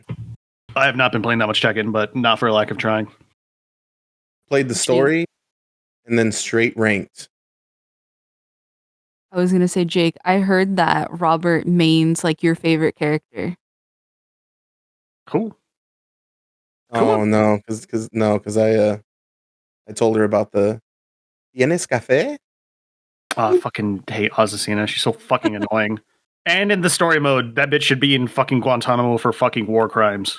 Okay. So She's fucking unredeemable, bro. What do you mean? Like, I actually didn't like her until the story. I didn't like her until she decided to side with Hitler. Then I really liked her. Hey, she did that because it would be really good for her brand. Yeah, because Hitler was really good for my branding. That's literally the reason. And as soon as she found out that he likes coffee, she's like, "Oh, bet we don't have to fight anymore, and I'm going to send you some coffee." I don't care. She should still be in jail. Then she literally stopped fighting for that side because homie likes coffee.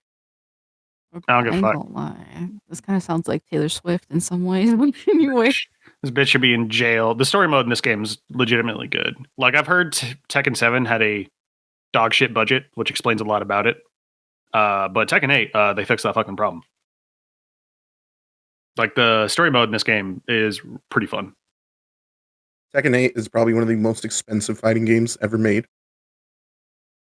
I don't see. I just like that everybody speaks their native language, so everybody just speaks every fucking language. You'll have Victor speaking French, talking to fucking Lars, who's speaking fucking Japanese, talking to fucking Leo, who's speaking German. It's really fun. Yeah, it turns out the Tekken story mode is just an anime. Like, I don't know why it didn't click with me that this is just an anime, but yeah, it's just a fucking anime. Like, with some Final Fantasy level ass shit. Like, finally some good fucking shonen. Turns out it was just Tekken 8 the whole time. But we can talk about how Kazuya is that guy. He's him. Kazuya is him. Kazuya is that fucking guy, bro. I'm not gonna lie, dude. I was so pissed about how hard they jobbed out Zafina in the story mode that she's off my team. Like, I don't know if I'm gonna fucking main Zafina anymore. Yeah, she did get done dirty. Like the mains were gonna be King, Zafina, and Lars, and I think Zafina just lost her fucking spot on my team. Kuma also got done dirty, but like technically Kuma literally exists to get done dirty. That's the whole point of that character. Wait, what do you mean though? Kuma has gotten jobbed out to Paul in like almost every single fucking Tekken game. Okay, and he still does, but it's with a twist. So Paul's in a fight, and Kuma sees this, and he's like, "Oh, I bet I could fuck him up right now because I bet I can get that motherfucker." He doesn't even know I'm here right now. And so he runs and books it to try and like surprise attack him. And a missile is coming that way. And it hits Kuma. And Kuma just like gets fucked. And Paul like turns around and goes like, oh, he saved my life. He took one for me. And Kuma's just like, fuck this. And that's it. Yeah, like it's just growls and shit, but like he has subtitles, so you know exactly what Kuma's fucking thinking. And he's like, this fucking guy, this is fucking stupid. But Paul cannonly thinks that he saved his life. Dude. That's actually that's great. Like, should we at least go over the overview for this fucking story mode? So Stephanie has some idea. Yeah, go for it. So like big picture, spoiler for Tekken 7, Heihachi's fucking dead. Kazuya straight up killed his ass. He yeeted his ass into a volcano. Like, he's dusted. That's what we like to hear. No, I'm just kidding. So Kazuya basically is like, humanity's a little bitch. Y'all are little bitches with your little fucking little bitch guns and your little bitch satellites. So here's the deal. I'm running a fighting tournament. The winners and losers, if you win, I'm gonna up your fucking country in the fucking like national pecking order. If your country fucking loses and sucks, I'm fucking up your whole country. And that's the point of the fighting tournament. Dude. So, like, I guess, like, if your fucking country representative loses, your entire country, I think he might go to war with your country, and your country gets fucking sanctioned. Like, your country just gets absolutely fucked. I'd be like, what the? Okay, well. So, you know, I definitely kicked the shit out of fucking Azucena. Sorry, Peru. Get fucked. Oh, right. So it does this thing where during the tournament, while you're not playing as Jin, you can pick who you fight as, because you know there's other fights that aren't you. And so Azucena and Kuma won for me. Yeah, Azucena and Kuma got their shit rocked. So sorry, Japan, Southern Japan, Kuma failed you. Get nuked again, I guess. But like, you're relax. You're mainly just playing as fucking Jin, though, in the story mode. Like, there is a narrative through line where you're basically just following Jin and friends the entire way through. But basically, the shit culminates into the United Nations going like, no, this is bullshit. We're not fucking doing this. And then going to war with fucking Kazuya and his company. I guess he took over G Corp and the Mishima Zaibatsu. So he owns like the two world's biggest fucking companies with the biggest fucking paramilitaries. So that there's basically just a war between Kazuya and the United Nations. There is a bit where you play as Kazuya and it's fucking rad. No, literally, there's a fucking Kazuya literally just fucking. He does some shit in front of everybody, and they're all just watching him do this thing, and then they're all just like, damn, he's really that guy. Damn, he's really him, huh? And then everyone's like, yeah, Jin, get the fuck out of here. You're our only hope, and we're about to all get fucked here. So the best we can do is try and let you escape while we do this. Yeah, we're gonna buy you some time, bud. Sorry, bud. We're getting fucked. Dang. And then you, like, everyone fights him. No, Victor's a really cool addition to fucking Tekken. I think Victor fucking rules. And in the story mode, he's really fucking funny. He's like this old, like, French military guy in a suit. And you think he would be super boring, but he's like a fucking... He just has a fucking air of coolness about him, bro. He's got a gun. He's got a samurai sword. He's got punch daggers. He's got fucking kunai and shit. That guy fucks. He really does. But yeah, and then all this culminates towards a literal war between the United Nations and fucking Kazuya. So basically World War III. And if you're a fucking Tekken fighter, I guess that just puts you... You're basically a fucking general. Like, there's a point in time where, like, you're literally fighting in a fucking battlefield, and then King shows up and just starts boosting the morale of all the fucking UN soldiers. And then, like, the UN soldiers are just getting their shit rocked, but then they say King, and they're like, no, we have a Mexican luchador on our side. There's no way we can lose this shit. And then fucking King just run around and starts fucking Tekken bombing fucking Kazuya soldiers, and it's great. Okay, so that part sucked on hard. The way that worked, Stephanie, is whenever you fought a group of people, it was you as that fighter, but then, like, you're fighting in a 3D area and people could come at you from all angles. And they could also, like, all hit you at once. So, like, you get juggled by one guy when you're playing regularly, but now it's like you're getting juggled in between a bunch of people. It took me forever to beat that part as King. I think that's because he didn't know any of his grabs. All of his grabs have AoE on them. So when he slams somebody into the ground, it does an AoE. So if you don't know any of his good grabs, then yeah, you're probably just going to get fucked. That took me longer than the whole rest of the game. Like, he literally suplexes a guy so hard that all 30 people around him just fucking implode. But yeah, game's fun. I took a little bit of a look at King. He's fun. But I think I'm going to start looking at Lars now. Because Lars got that fucking dog in him, bro. Bruh. Okay, so I haven't played the new one, but I have always loved playing with Lars. Like, my goodness. I know Lars like is Lars. super important in the story mode. Yeah. And he's cool. Like, he is so fucking lame in how cool he's trying to be that he wraps back around to being actually cool. He has the coolest arc in Tekken 8, I think. I mean, honestly, yeah, he got that dog in him, bro. Like, so yeah, if you like Lars, you'll fucking love the campaign. When he's just fucking staring down Kazuya and he's like, sup, pussy? He did not get done dirty like Kuma. You need a spanking, buddy. Actually, I guess Kazuya and Lars are brothers, aren't they? Yeah. Yeah. Heihachi banged some random Swedish chick. Yeah, so fucking, because I was like, yeah, Lars is Jin's uncle, even though Lars is, I'm pretty sure, like 10 years younger than Jin. Yeah, it's like bananas. But it's the hair. It's the hair for me. Anyway. It's the hair for Kazuya, too. He takes one look at that shit and it makes him fucking mad. See, the funniest thing for me is I wasn't too, like, sure where exactly in the lore Lars fit. And he's just a fucking spy, like what's his name? Nina? No, the old guy, the new one. Fucking Victor? Yeah. Like they're both spies and they're like talking about how, like, oh yeah, they'll be doing missions and stuff. But like Victor looks like a spy. He looks like a fucking soldier. And then you have Lars looking like a fucking paladin. And he's just like, yep. Mm-hmm. It's like, I was just picturing Lars going on fucking missions with that big ass shoulder pad. Okay, so you didn't play Tekken 5, but you know the 3D segments of Tekken 8? Like the fucking AoE segments?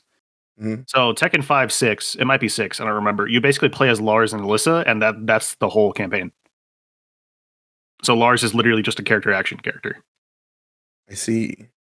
Also, he's fucking Alyssa. He's banging a robot. He's living out your fantasies, Robert. Sorry. Alyssa is my alt. Like, he's fucking up in that circuitry, bro. But by that, in case anyone else doesn't know, I mean, all as an alternate character, like they're not my main, but they're my secondary main. I didn't mean like I have some weird waifu thing about Alyssa. Yeah, sure. There's that life-size replica just fucking sitting in his fucking chair in his room, but okay. I know, I'm gonna be like, what do you think I got for you, Robert? What was really the body pillow? I'm just kidding. I know, Tekken 8's cool. Literally, Tekken 8, Tekken in general, literally does, like, makes mechanics that exist just to make the game hype. Like, they do the final round music thing where there's the normal version of a song, and then when somebody's about to win, it turns on the final round version of the song that is way more hype. There's the fucking slow mode when you're fucking, like, somebody's about to win a round or lose a round. There's, like, at least in the story mode, I don't think they do this in normal multiplayer. They have dynamic camera angles. So, like, if you're in the middle of a fight and then fucking Jin does a fucking Superman punch and hits Kazuya, it does, like, a zoom-in angle shot of, like, Jin's fucking fist hitting Kazuya, and then, like, it's just the only thing that's changing about the fight is the camera angle, but it makes you realize how fucking much detail they put into everybody's fucking faces as they're getting their ass beat in the middle of fights. Like, it's really fucking cool. And then the story mode wraps up with some fucking dumbass Gurren Lagann shit, and then fucking some dumbass Baki shit. And it turns out that Tekken 8's just a better version of Baki. Sorry. Tekken 8 is a better version of Baki. I agree. Like, there's at some point where fucking Jin and fucking Kazuya are having a stare down, and Jin's like, how do you like that shit? And then Kazuya's like, I don't care. I'm just gonna beat your shit anyway. I don't give a fuck. I didn't need that stupid shit anyway, bud. Yeah, no, it's genuinely super hype how high it goes, and then it comes down to like the basics. Like it was a really two dudes in the rain with their shirts off. Two dudes in the rain with their shirts off, bro. It was real good, bro. And then the fucking... I was about to say just a normal thing. That fucking guitar track starts playing, bro. Tekken 8, it is. Tekken 8 has made me... It's made me go in. It's made me practice. It's made me do combo training, punish training. I'm in there. I'm playing ranked. Fight me. It's a game that we're not really on equal playing field. Robert's probably better than me. So, it's fair. For the first time ever. Because I don't know how to play 3D fighting games, and Robert's had more time to put into it. But don't worry, bro. I'm gonna fucking get my boy Lars. I'm gonna bring out that dog in me. Do it. Stephanie, you should get Tekken 8. Yeah, plus June is fucking absolutely busted in this game, so. Yeah, it's Shy's main, and, like, she's fucking good. Shy will start, and if he hits his uppercut, I'm fucked for the next 20 seconds. It's not actually 20, it's more like 8, but it feels like 20. You learn how to block, pussy. That's your fault. No, that's what I'm saying. If he manages to get me. But he needs to work on his punishing, so sometimes I'll win. Is that all we got for games? I think that is it. I only had 2, bro. Well, I had 3, so. All right. Looks like we're moving on to movies. Got any movies this month, Stephanie? I only got one. Yeah, she only has one, so. How many you got, Rob? I got 3, so I'll go. God damn, relax. All right.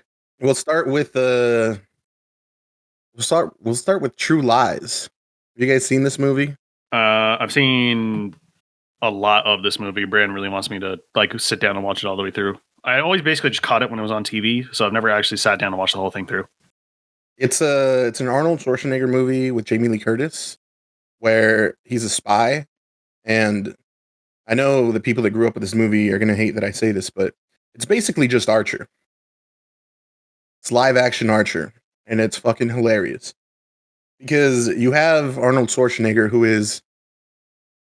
he's really good at the spy skills.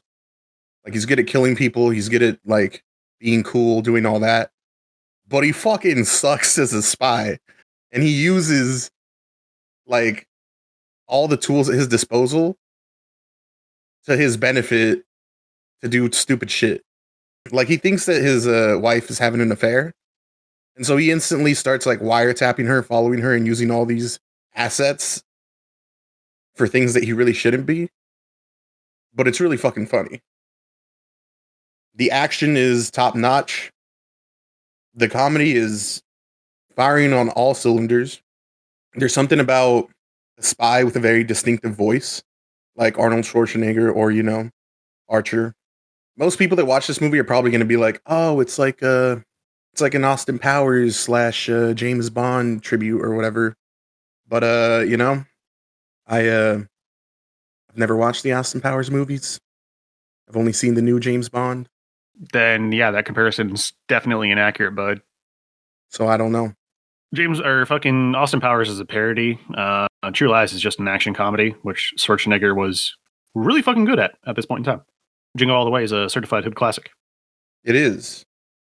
This movie had me laughing out loud. There's even so many pieces of just like hilarious visual comedy. It's pretty good.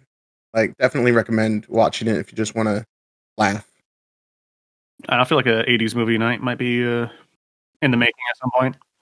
Grab a couple Nick Cage movies, grab a couple Schwarzenegger movies. There was that Stallone movie where he played a fucking cowboy trying to make it as a country singer in New York. Put that on the list. I'm sorry, what? Yeah, I've never heard of this. Let me look it up because I do not remember the name. Rhinestone, the comedy musical featuring Sylvester Stallone. Comedy musical, say less. And Dolly Parton. Let's go. He looks really fucking silly in his cowboy outfit. Yeah, no, True Lies, full of like cheesy one-liners, really good action, really funny. Just a good time. You know what you're in for. That was one. That was True Lies. So, I mean, I guess we watched one together, so I'll talk about the other one. I don't have too much to say about this movie other than, yeah, it was pretty fucking funny. My sister really wanted me to watch Blazing Saddles when she was over. And it's pretty fucking funny. Like, this movie's out of pocket as fuck.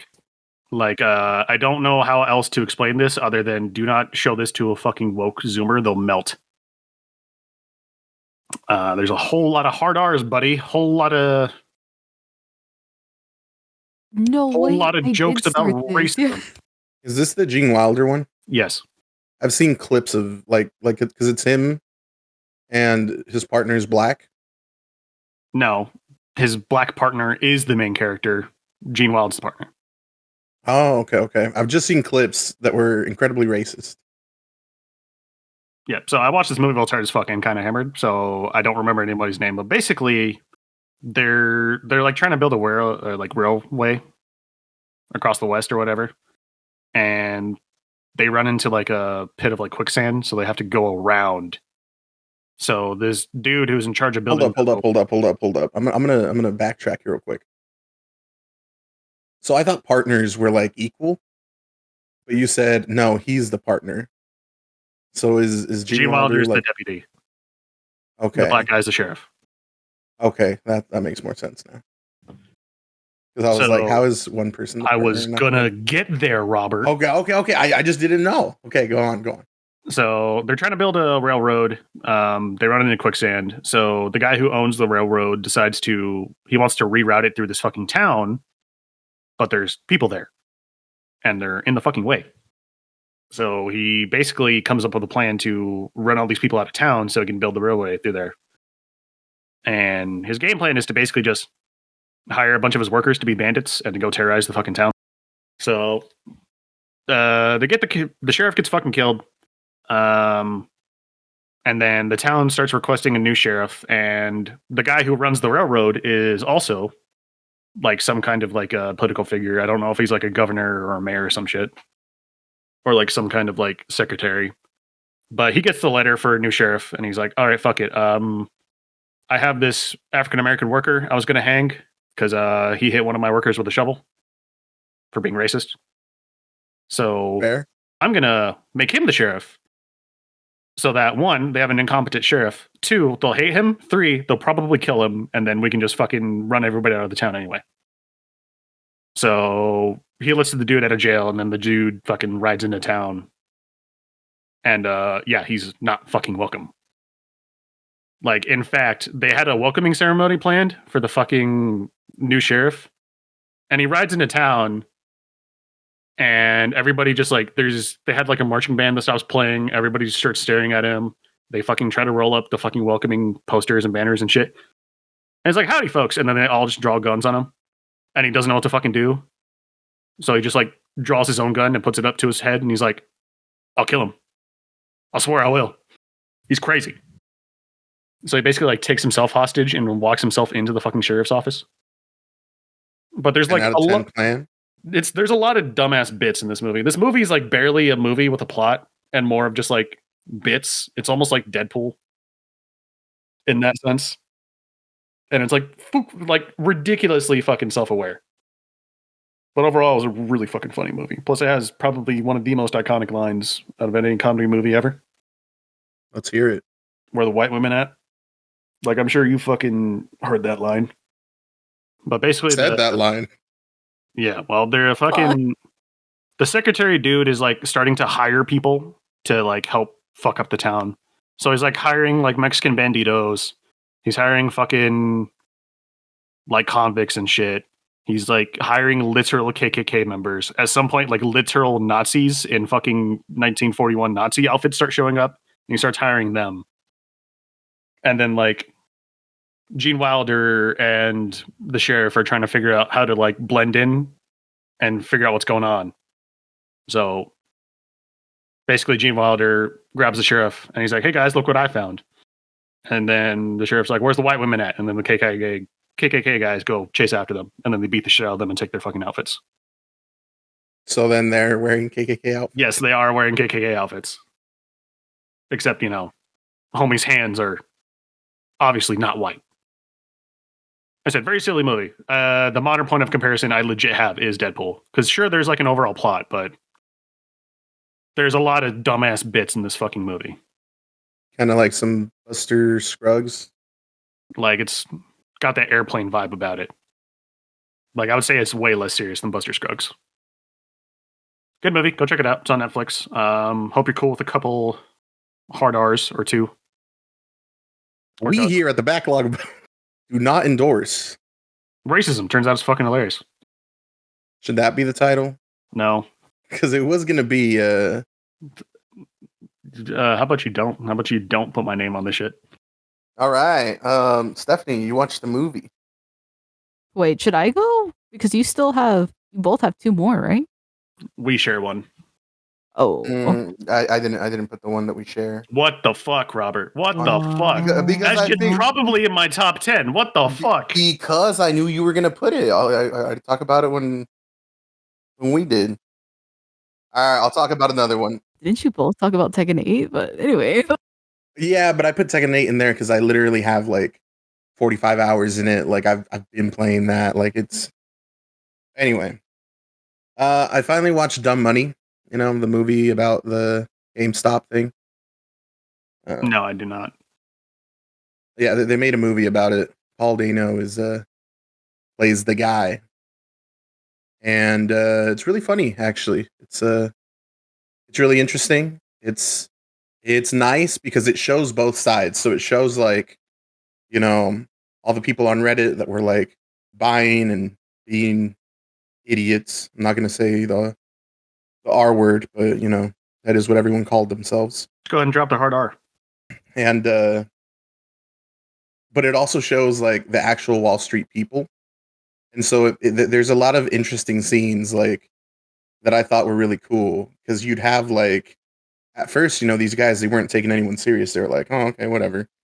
They're gonna sell as soon as it goes up a little, and then you get to the part where like you see the guy and his wife, and she's just like, how much did we make today? And he's like, $4 million. She's like, and how much did we make yesterday? And he's like, $5 million. And then it switches to like the actual rich people that were like shorting it. And it's his wife asking him, how much did we lose today? He's like, $1 billion. She's like, and how much did we lose yesterday? And he's like, $1 billion. And I just like that it shows like both sides. Also, the cast is amazing. Like, are you? I mean, you guys are aware of the GameStop thing, though, right? I am aware of the story. I don't know. Are you? Do you know what happened there, Stephanie? Yeah, Robert, you told me about it a long time ago. The GameStop shortage while it was happening. Yeah, that Robert got into late. I mean, it is what it is. But yeah, it's just a funny, entertaining movie that just shows you basically what happened. And I like that at the end of it, they kind of they put in like the real clips, like what actually happened. Because what they did is they took a lot of like, so while it was going on, you obviously had a lot of people on TikTok, on like, Instagram, on Twitter, on YouTube, actually like reacting to it happening. And there was a lot of people who like brought people on. So like a lot of influencers would have like interviews or a podcast with people that were a part of it. And what they did in the movie is they still have the actors playing those people, and they just like splice that footage with the footage of like the actual influencers. So it's like the real interview that happened, and they just have the actor playing the real person in there, which was made easy because this happened during COVID. So a lot of those happened over Zoom. So you just have like the influencers be the real people, and then the actors were just on the other screen. But then at the end of the movie, it shows you the actual interviews, and you see that like they didn't even change the dialogue. Like some people just really sounded fucking stupid. It's great. If you already know the story, it's still a fun watch. It's just funny and entertaining. 7 out of 10. I'll better up, Stephanie. All right. Do you still have like 2 each though? I have 1. Oh, okay. All right then. Well, we'll start with my next. So I guess I just have a question for you all. What's up? How far are you willing to go for revenge? It's a lot of work. I don't believe in revenge. I'm too lazy for revenge. That's fair. That's fair. Okay. I just pray the worst happens to somebody, and then I just don't do anything about it. How far are you willing to go for revenge, Stephanie? Yeah, how many tires have you slashed? None yet. But it also too, like I saw this movie and I was like, I'm definitely like, I don't know, that's just a whole lot to kind of do and to work up to. But I guess kind of with that being said, what if somebody knew something about you that was like a really deep, dark secret that you had? Do you feel like you would do anything to stop them from sharing that? Does this secret get me prison time? It could, maybe. I don't know. Then yeah, I'm stopping them. Jake? I don't know. I basically have to make my choices. Like, I'm like, what happens if this thing, other people to fucking figure it out? And I was like, nah, the consequences aren't that dire. Well, no, that's why I asked, like, what if it is dire? I don't fucking know. Cringe myself into a coma. Like, I don't know. Well, so if you're facing prison time, your plan is to go into a coma, induce yourself into a coma. Because like most of the shit, what if somebody's like deep dark secret is that one autistic moment Jake had talking to a girl that he doesn't want to tell anybody. That's like the worst thing I can think of. But if it's just like, well, I just hit a kid with my car, then I'm like, I don't fucking know, dude. I would think I would just like turn myself into jail. Well, yeah, I would hope the to question... be. But if not, I don't know. I'm going to Mexico, I guess. Okay, so Jake's is run away. Me is try and silence the person. But now I have like more questions. Okay, so let's say, right, like you both are young, right? And you commit a crime that you feel like, again, like you were so young, right? Like if I were to tell somebody, no one's going to understand why I did it. Yeah, I'm going to Mexico. Like, I don't know what to tell you. Like, hola, me llamo Jake. Well, all right then. Well, I watched Old Boy, and I guess Robert specifically told me that he would not watch this movie with me. And I was like, it can't be that bad. Why, is it very gory? No. Technically it well, is. Yeah, I was like... that's not why I don't want to watch it. Yeah. Do you know what this is, Jake? I've heard a lot about it, and I've heard it's pretty good. I don't actually know what the fuck it is, other than a Japanese film.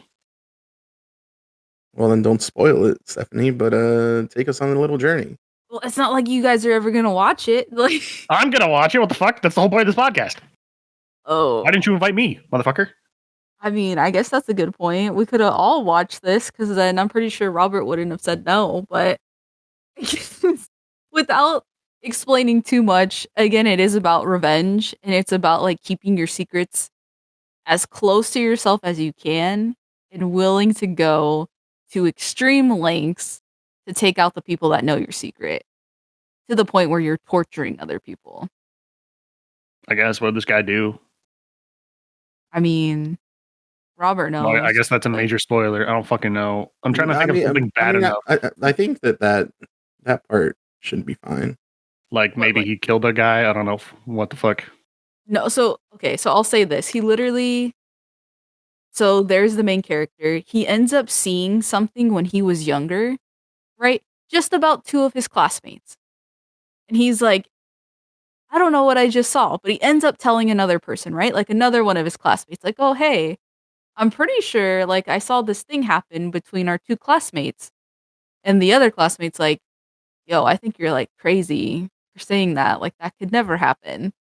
And then all of a sudden, like word gets spread about what this dude saw, to the point where like just all of these things start happening. And then fast forward later on, he's like, I don't know, 30. He has a 3-year-old daughter at this point.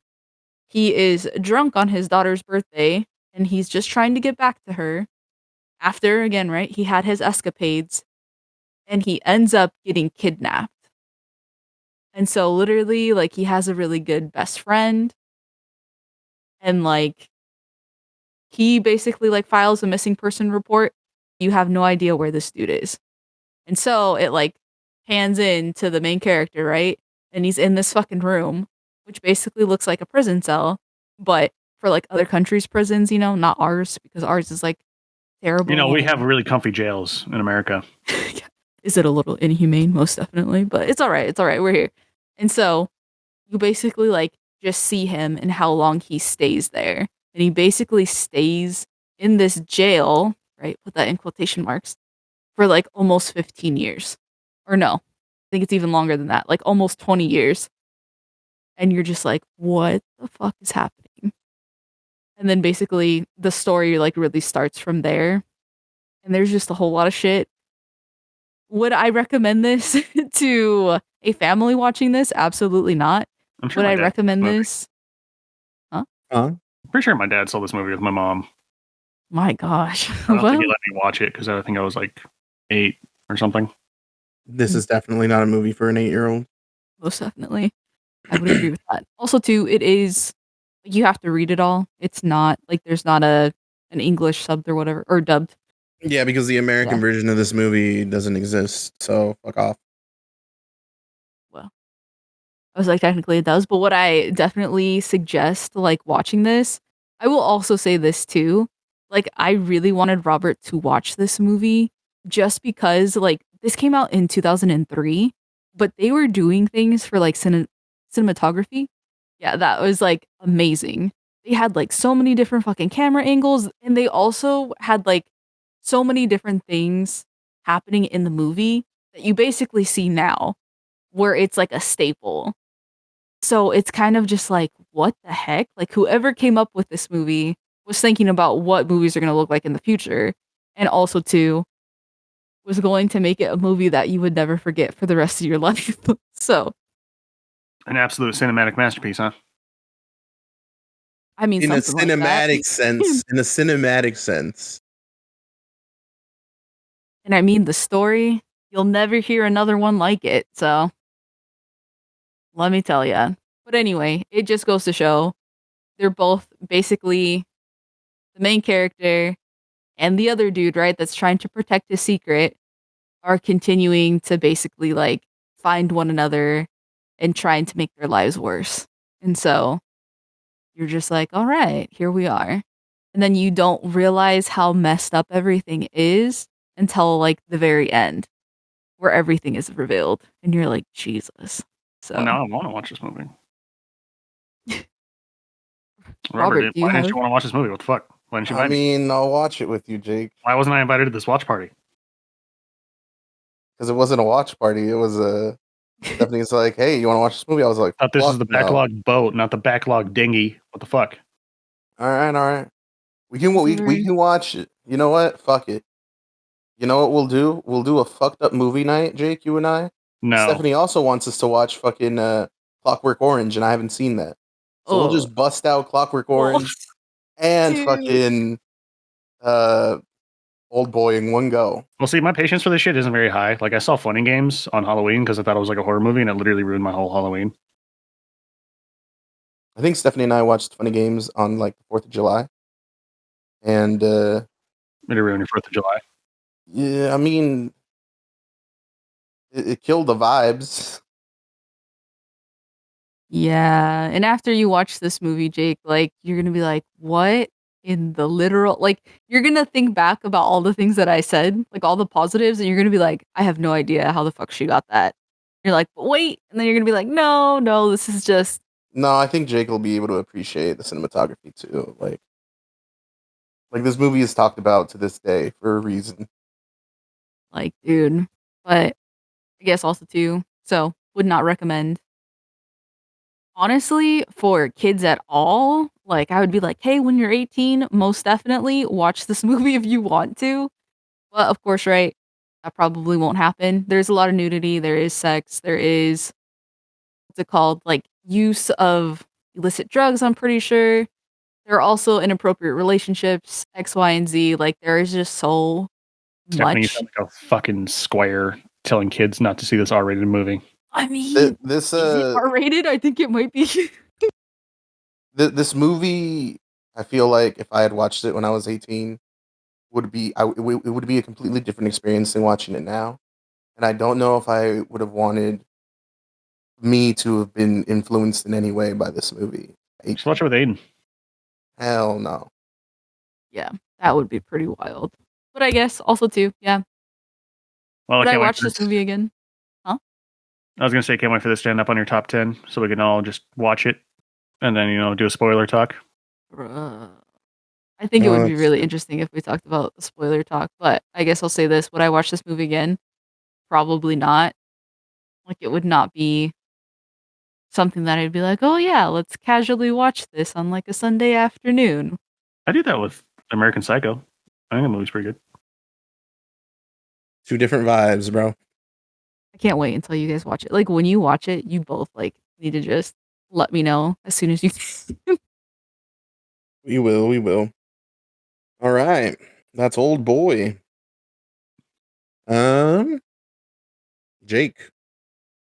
Yeah, this is the movie Robert didn't put on his list, and I'm fucking pissed about it.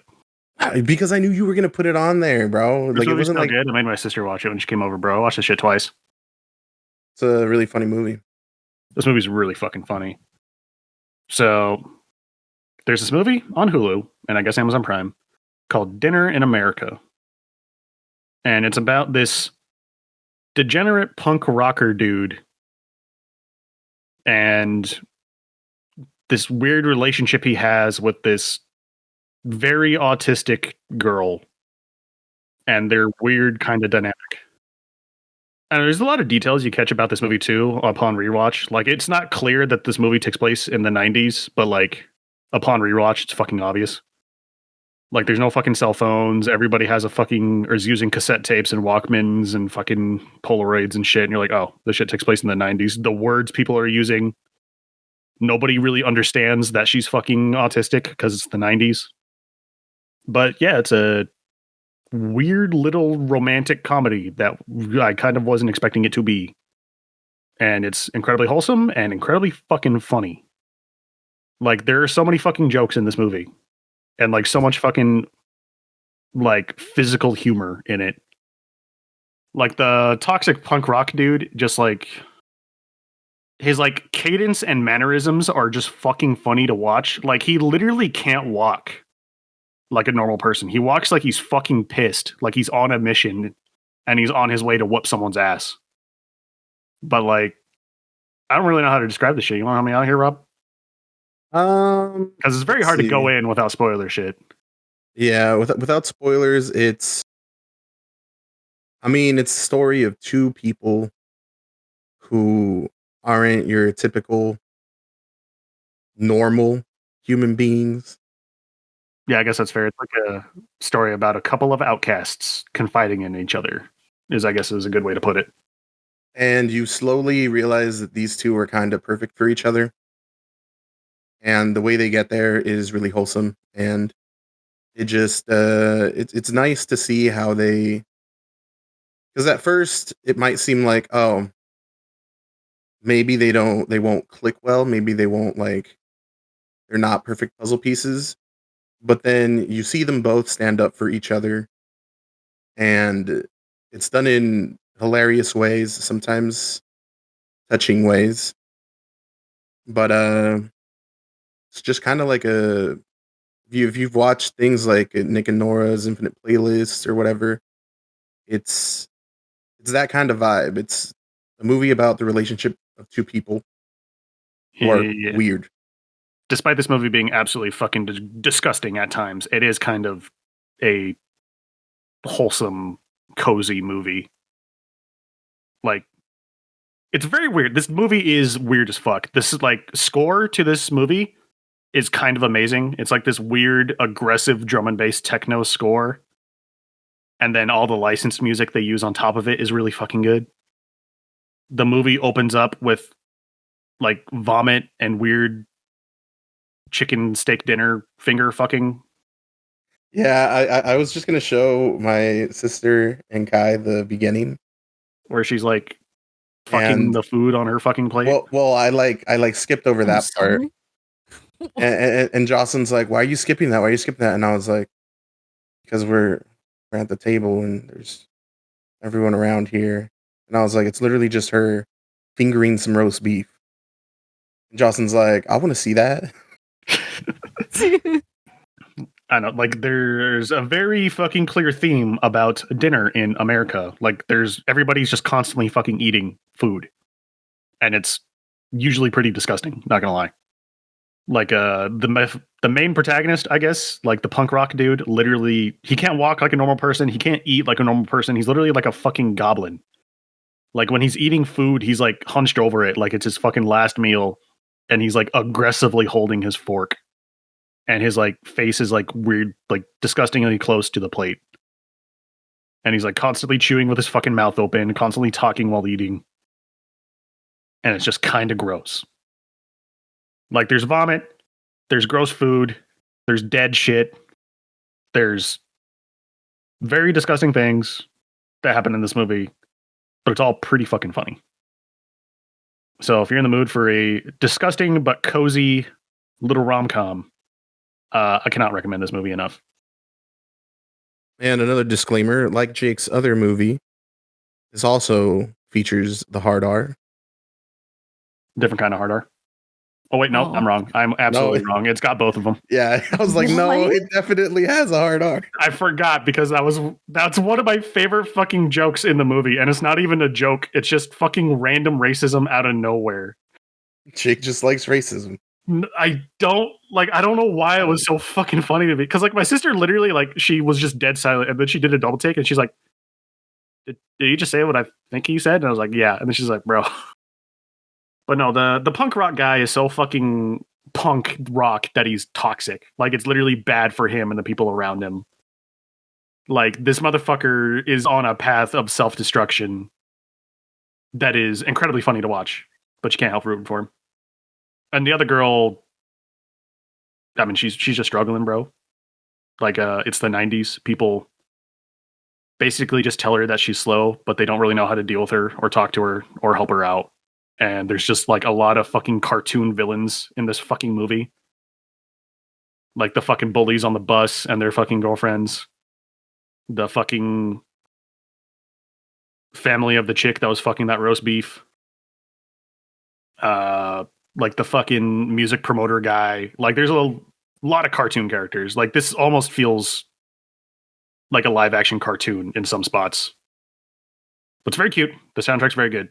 And I think you should watch it, Stephanie. I think you would probably like this movie if you like rom-coms. I'll add this to the list. You're speaking my language.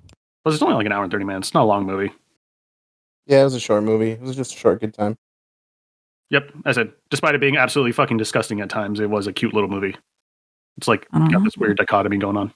Yeah, I was like, this is still the same movie with the fingering roast beef? Like that's like the movie starts off with vomit and roast beef fingering, bro. Like I don't know what to tell you. And fucking cat shit. Like it's gross, but it's great. Is this what rom-coms are now?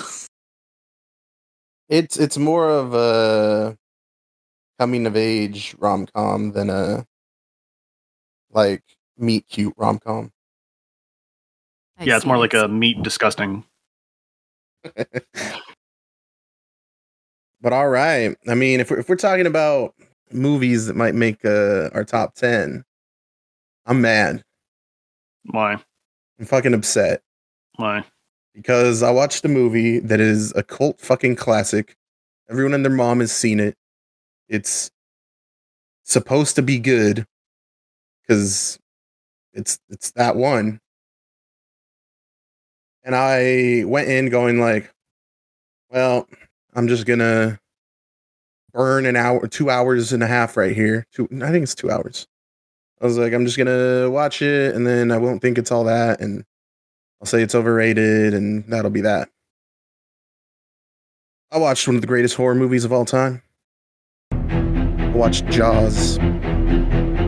Is it good? This movie fucks. My parents really like this movie, but it scared me too much as a kid to watch. Like, it made me legitimately afraid of going to the ocean. I've only seen the first one. Stephanie, I think you've seen Jaws. I have. I had an obsession with it when I was younger. It didn't make you terrified of the ocean? I have no idea what was going on. I think it was just a point where like I hyperfixated on it. So like honestly, I really like sharks after I watched it, Bro. which is really weird now that I think about it. But yeah, it does have like really good, just a whole lot of things. It makes sense why like symphonies basically do a whole freaking all of the scores from it or whatever and present it and like it's amazing. And they have the movie playing in the background. Like it makes sense. There's a lot going on with the movie. Did Spielberg ever make another horror movie, or was this the one? I mean, there's a Jaws 2 and a Jaws 3. I've heard they're not as good. But You would be correct with that. So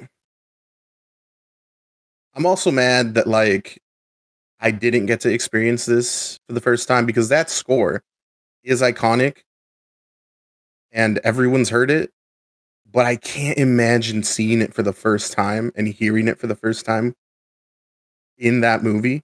That must have been like fucking wild. Because it's used almost as a joke now. You know, like if you're in the pool hanging out with someone, you might do the thing yourself because it's But like this fucking movie, right off the bat, like if we're just talking horror movie tropes, 10 out of 10. Like this movie does it all to the T and perfectly. Like beginning of the movie, beginning of all horror movies, you get the first kill. Usually it's some character, usually a girl, usually naked, and that does happen. This movie's PG, but like titties, fuck it. Different time. This movie also should not be PG. There's also like hella blood. But party at the beach, drinking teens. Girl goes out, gets clapped. And then the next day you have cops investigating this death. Okay, cool. We got our typical movie thing. Most scary movies, people act stupid, and that's like a bad thing. In this movie, it makes fucking sense. Because like there's a shark in the water and a bunch of people are going out there. But it's because there's a money reward. And so I'm like, okay, there's an incentive for these people to go do this stupid thing. So like, yeah, no shit, people are gonna be wanting to do it. And then the whole reason why like it's such a big deal, like why can't you just close the beach? Is because it's about to be the summer festival, and this is a tourist town. So like all the money that they make comes from tourists coming to chill on the beach. So that's why the mayor doesn't want to fucking close it, and that's why all these people who's like vendors are like, yo, bro, you can't do this. I watched, like, I bought the 4K version of this film, so like it looked amazing. I don't know if like the original's any different, but like the shots of this fucking movie, there is one shot that I love, and it's right before the main dudes are going to go out to hunt the shark. There's a guy who's like your think Willem Dafoe's character in The Lighthouse. I'm salty like, dog. yeah, like I'm so certain that after watching this, I was like, whoever made The Lighthouse can't say that there's not influences from Jaws. Like, but he hunts sharks. That's what he does. And so as they set out, there's a scene where he like collects like the jaws of the shark, like bones, and the camera goes like through the jaws out into the open in the boat, and I was like, it's such a phenomenal scene. Like, and then this movie does the creature reveal really good. In a lot of scary movies, you don't see the monster or whatever a lot, and then when you finally do see it, it's disappointing. It's like it's not as scary. That is not the case here. Like when you fucking see the shark, it is terrifying, and it is like, oh shit, this movie fucks. The dialogue is great. They a lot of the little details, like even just like when the family members are hanging out with each other, are done really well. This movie, like, it takes the time to let you get to know the characters, which is something I didn't expect because I thought this movie was just a movie about a fucking shark. No, Rob, it's about family. It's about bonds. It kind of is. Fuck it, whatever. I was fucking around. No, I know, but it is. If I'm sure everyone and their mom has seen Jaws, so I don't need to say the premise, but the premise is, yeah, sharks killing people. They got to stop the shark. Town doesn't want to close the beach, so this cop has to get some dudes and go kill the shark before the shark kills more people. That's the movie in a nutshell, but I recommend everyone watch this. If you think it's overrated, it's not. It's good. Watch it. Well, did you watch anything, Stephanie? Or is it just Old Boy? Did we lose her? She's gone. She got really fucking bored hearing you talk about Jaws. Even though it's like one of her favorite movies, I guess. Yeah, I don't know. That's fucking weird to me. Like, Jaws may be fucking legitimately terrifying. I would never want to go to the ocean. See, and I heard that they do this thing, and I kind of really fucking want to do it, is they will get those inflatable things and put a white screen, and then they will project this movie on the ocean, and you can watch it while you're on the ocean. I wouldn't do that shit. Fuck that. And it usually happens at night.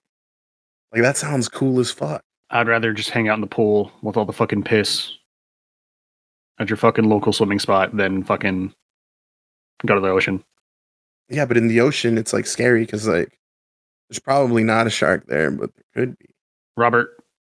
And then imagine if you feel like a little bit of seaweed. I have enough anxiety and fears throughout my day. Do not need to go seek that shit out. Like, can you imagine just like chilling there and then like a piece of seaweed touches you and you think it's a fucking shark? Robert, can you imagine fucking your door slowly creaking open in the middle of the night and then you start feeling something tugging on your feet? I mean, yeah. And then you just have a sharp pain in your foot and you don't know what happened, but then you turn the lights on and there's nothing there and then your feet are covered in blood. I mean, it's called owning a cat. Your cat can open your door? Yes. All of the doors in my household are like hinges except for the front door.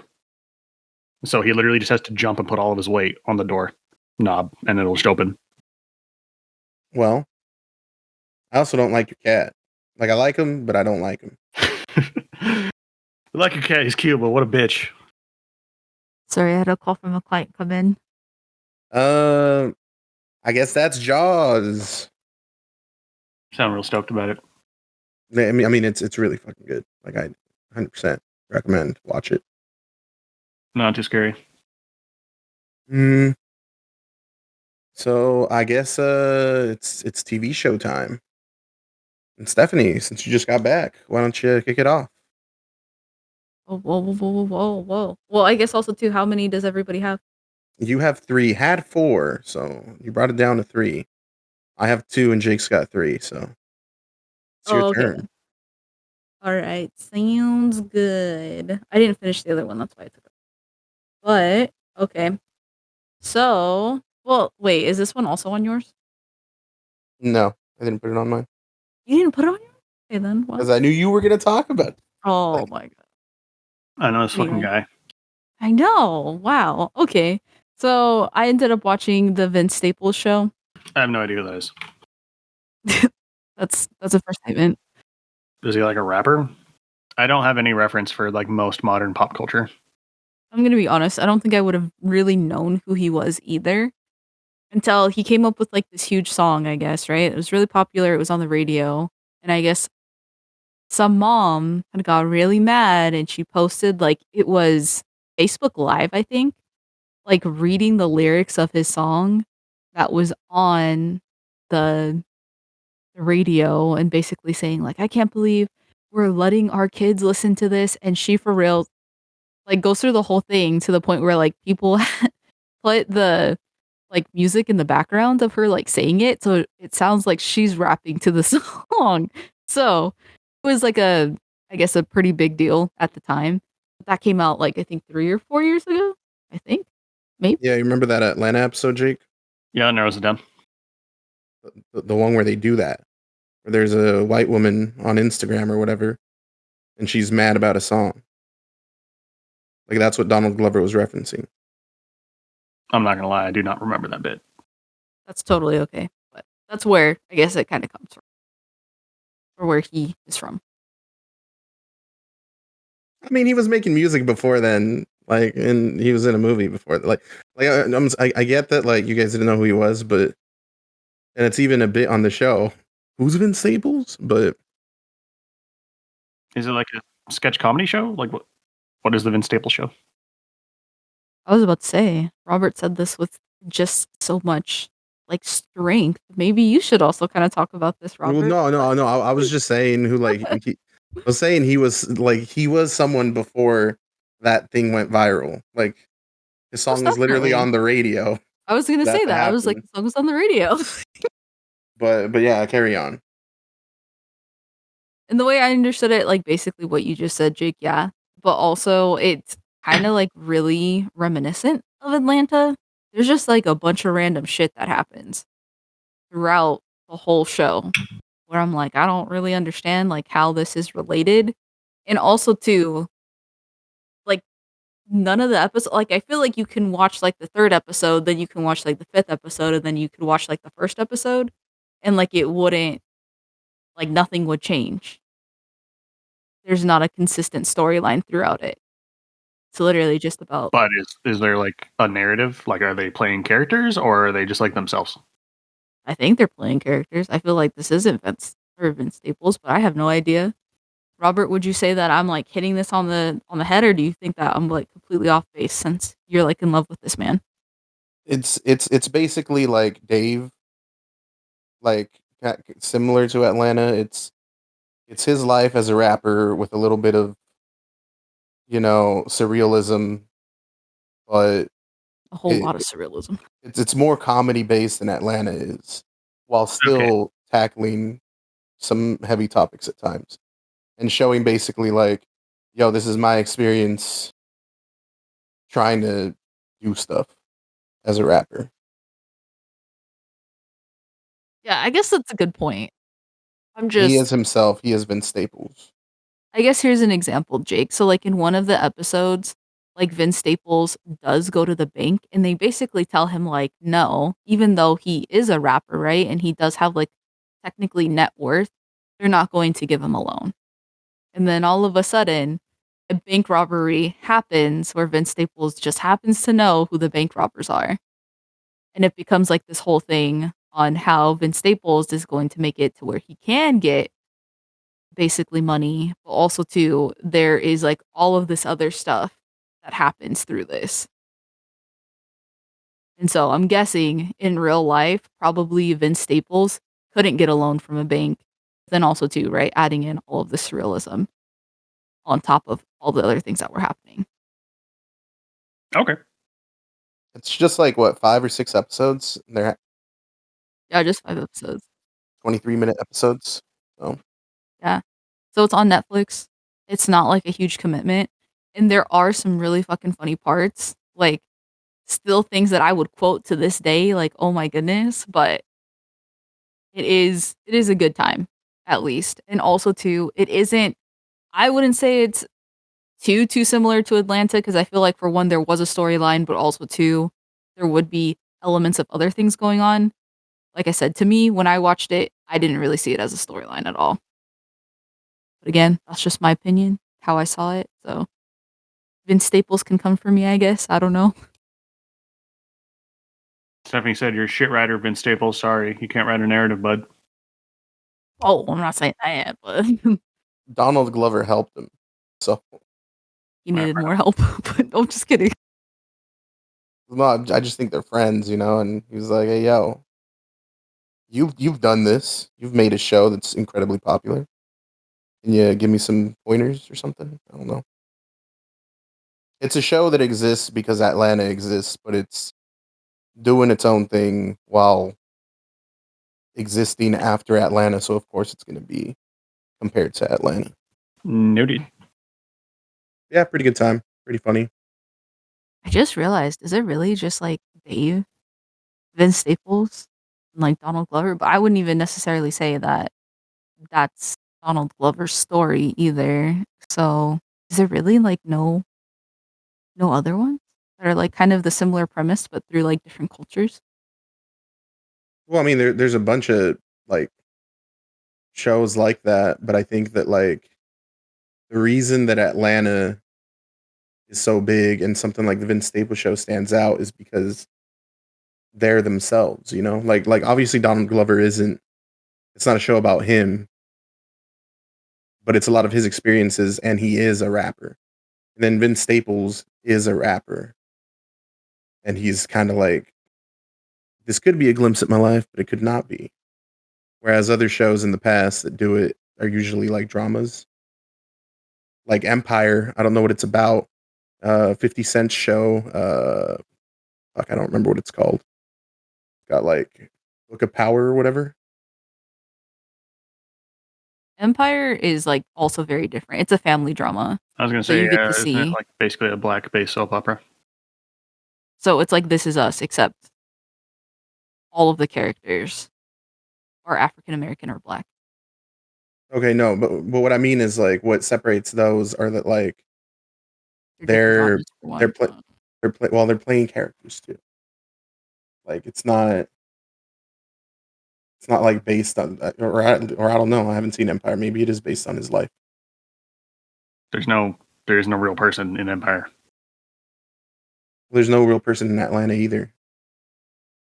But I guess, well, here's what I'm trying to say, right? Like with Empire, it is amazing, but it's because it takes a different, like, I guess, turn of things. It's literally like This Is Us in a lot of different ways, but also too, right? It has more cultural aspects than just This Is Us, which makes it a lot more prevalent, I guess. And I'm not saying that those can't be like hand in hand, but what I'm saying is that they're like two different things. It's like watching Grey's Anatomy versus, again, watching Atlanta, right? Like those are two different things. Okay. Because I was going to say that there already is a black culture aspect in This Is Us, but yeah, I get what you're saying. Yeah, I was like, it is a section of it, right? Which is really good, but also too not the same thing as it being so prevalent throughout the whole show. Vince Gilligan show, serial comedy. Yeah, I'd watch it again. Just throwing that out there. I mean, it's like four or five episodes or whatever. Yeah, no, it's really Like, got short nothing and going simple to on. watch. Yeah, you can just throw an episode on, and they don't have any continuity, so you can just take your time with it.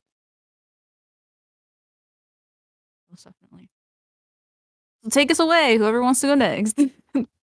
Jake, Didn't you watch Four Things? I watched two things. Oh. All right. Probably not going to have a lot to say about this one. But I watched Muscles and Mayhem, the untold story of American gladiators, because I was in a mood and very bored. This is like a short docu-series, I guess, on the show like American Gladiators, which is this late 80s coke-field idea of let's get some really fucking jacked dudes to compete against normal dudes in like competitions of strength and speed and agility and shit, and then people can win prizes and money and shit. And turns out the first American gladiator is from Yakima, Washington. His name is Gemini. That's wild.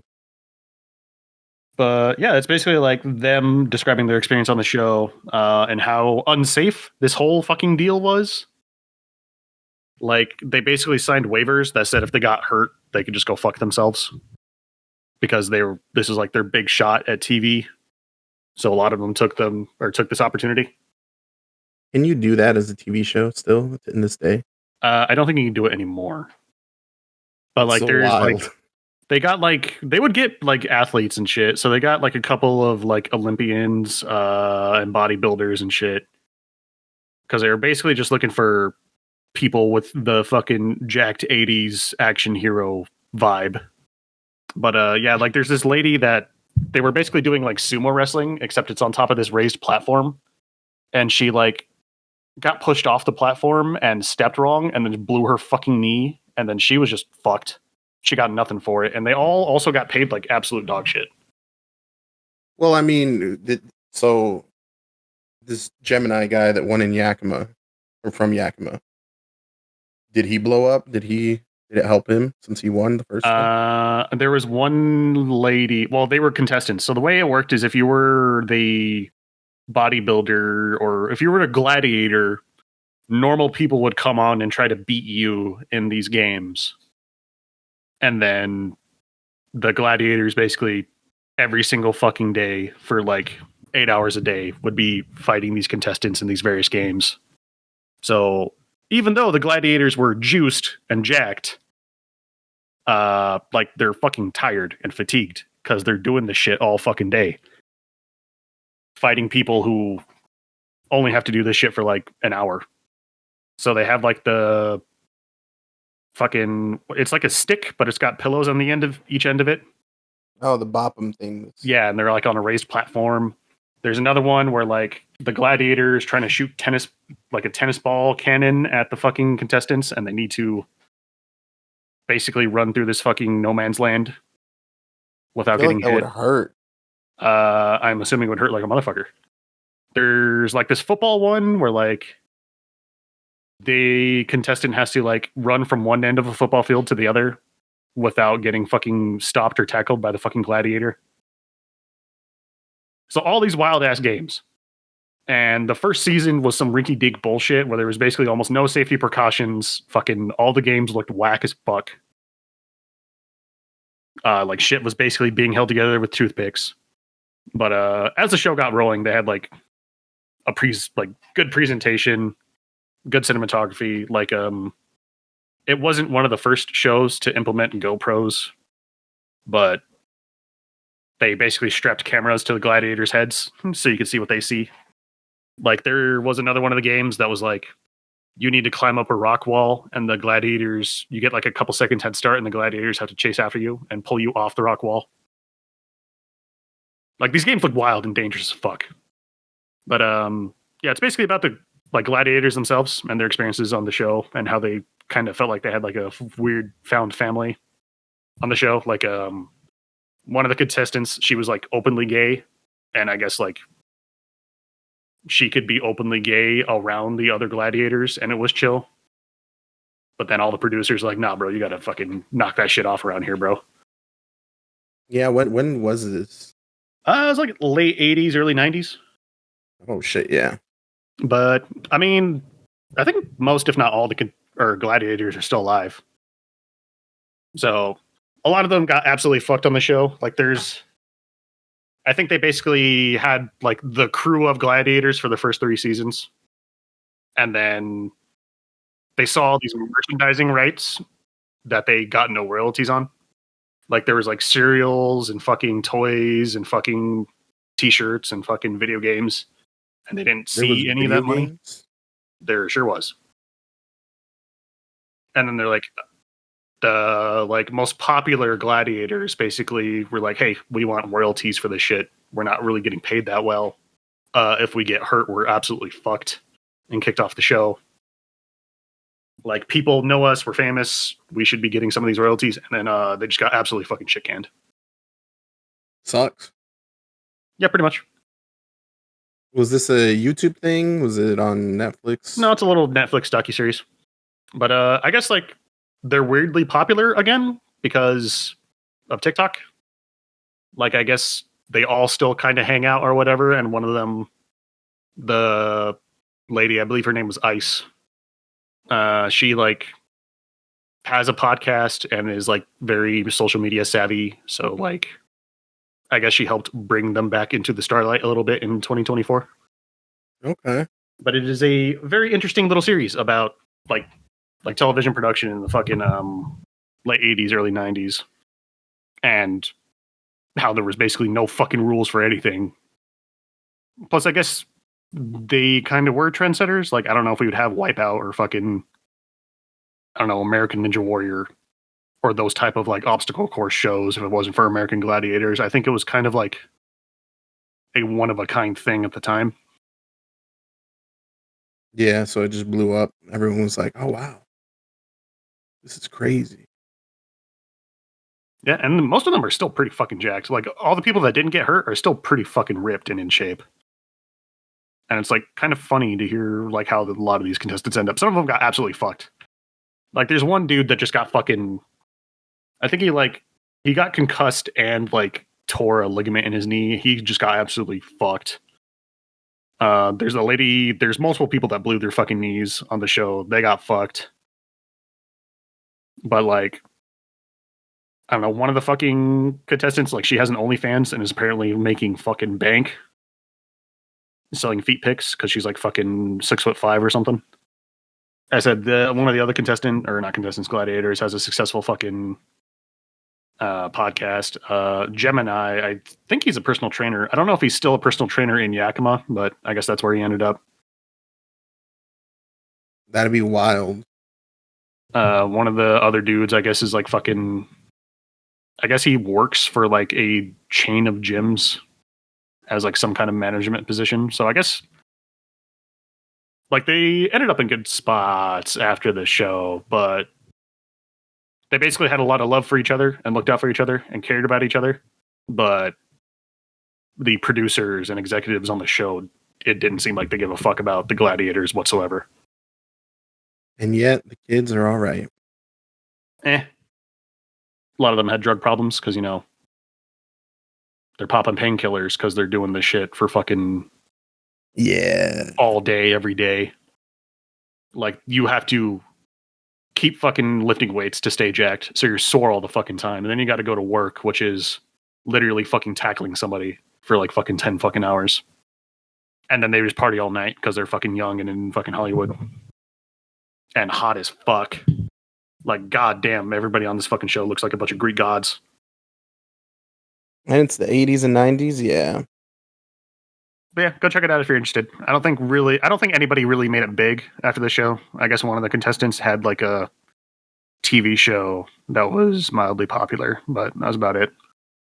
I don't know, if I had a fucking TV show, I'd be telling the whole world about it. I'd be like, oh yeah, I was in a TV show. Well, she had her TV show, but she couldn't find anything after. So once that long-running series ended, her fucking acting career basically imploded. All right, what y'all got? All right, I watched, you know what, we're going to talk about Loki Season 2. Yeah, you want good Marvel? It's Loki. Probably the last good thing Marvel will do. It might be required watch for Deadpool. Just throwing that out there. In case, because have you guys watched Loki yet? I haven't. Sure haven't, bud. Basically, I don't remember if I talked about season 1 or not in last year, but this takes place. It's Stephanie. Have you at least watched like the main Marvel movies? Yeah, here and there. Have I watched all of them? No, but so you've watched like the Avengers though. Oh yeah, or the very first one. Yup. Okay, so basically, you know how they catch Loki then? Uh-huh. Well, in the Avengers Endgame, they do some spoiler for whoever hasn't fucking seen that movie.